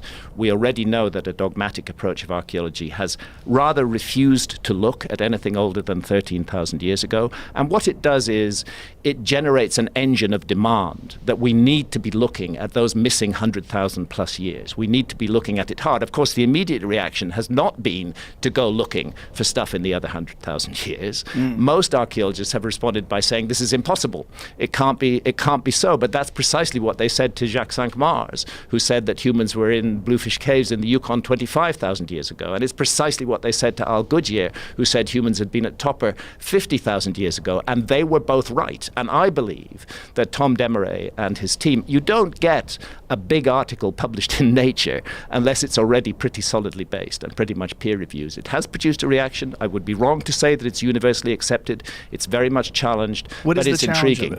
What is the challenge? The challenge fundamentally comes from we archaeologists know that there were no human beings in the Americas that far back. To put it in perspective, it's about 60,000 years before the first evidence of human beings in Europe.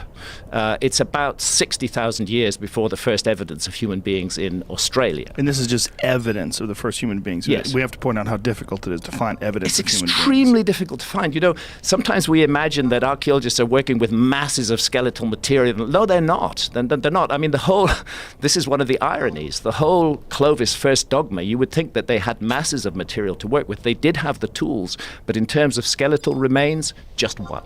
Just one single skeletal remain from that period. One of the things that Michael Shermer had sent me was this dispute that perhaps the bones had been cracked open by the excavation material. Yeah, by the excavation machines. I saw Michael's email last night, and I appreciate that Michael wants to continue to engage with this subject, and that's his job. He's a professional skeptic, and it's his role to do so. But what he misses out, it's true that a new paper has been published, which raises questions over the what's called the Cerruti Mastodon site, which is the site that Tom Desmarais at San Diego Natural History Museum excavated.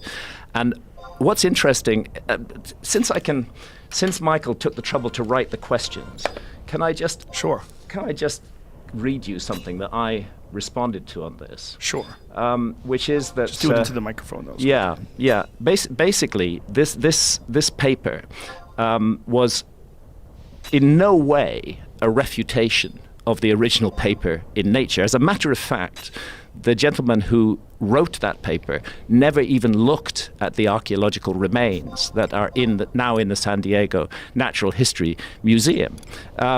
What he based it on is reference, I'm quoting from the abstract of the paper itself, reference to a freeway right-of-way map and construction plans, contemporary road building practices, and worksite photographs available on the internet.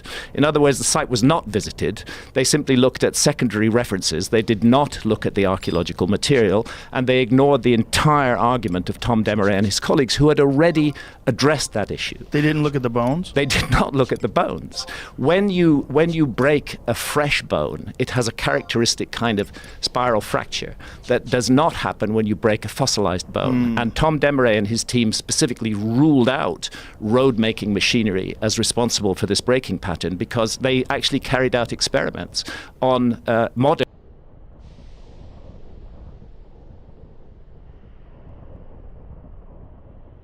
Tonight, new video has been released in the case against the so-called QAnon shaman as he faces charges for his role in the Capitol insurrection. CNN's Brian Todd is covering all the angles for us.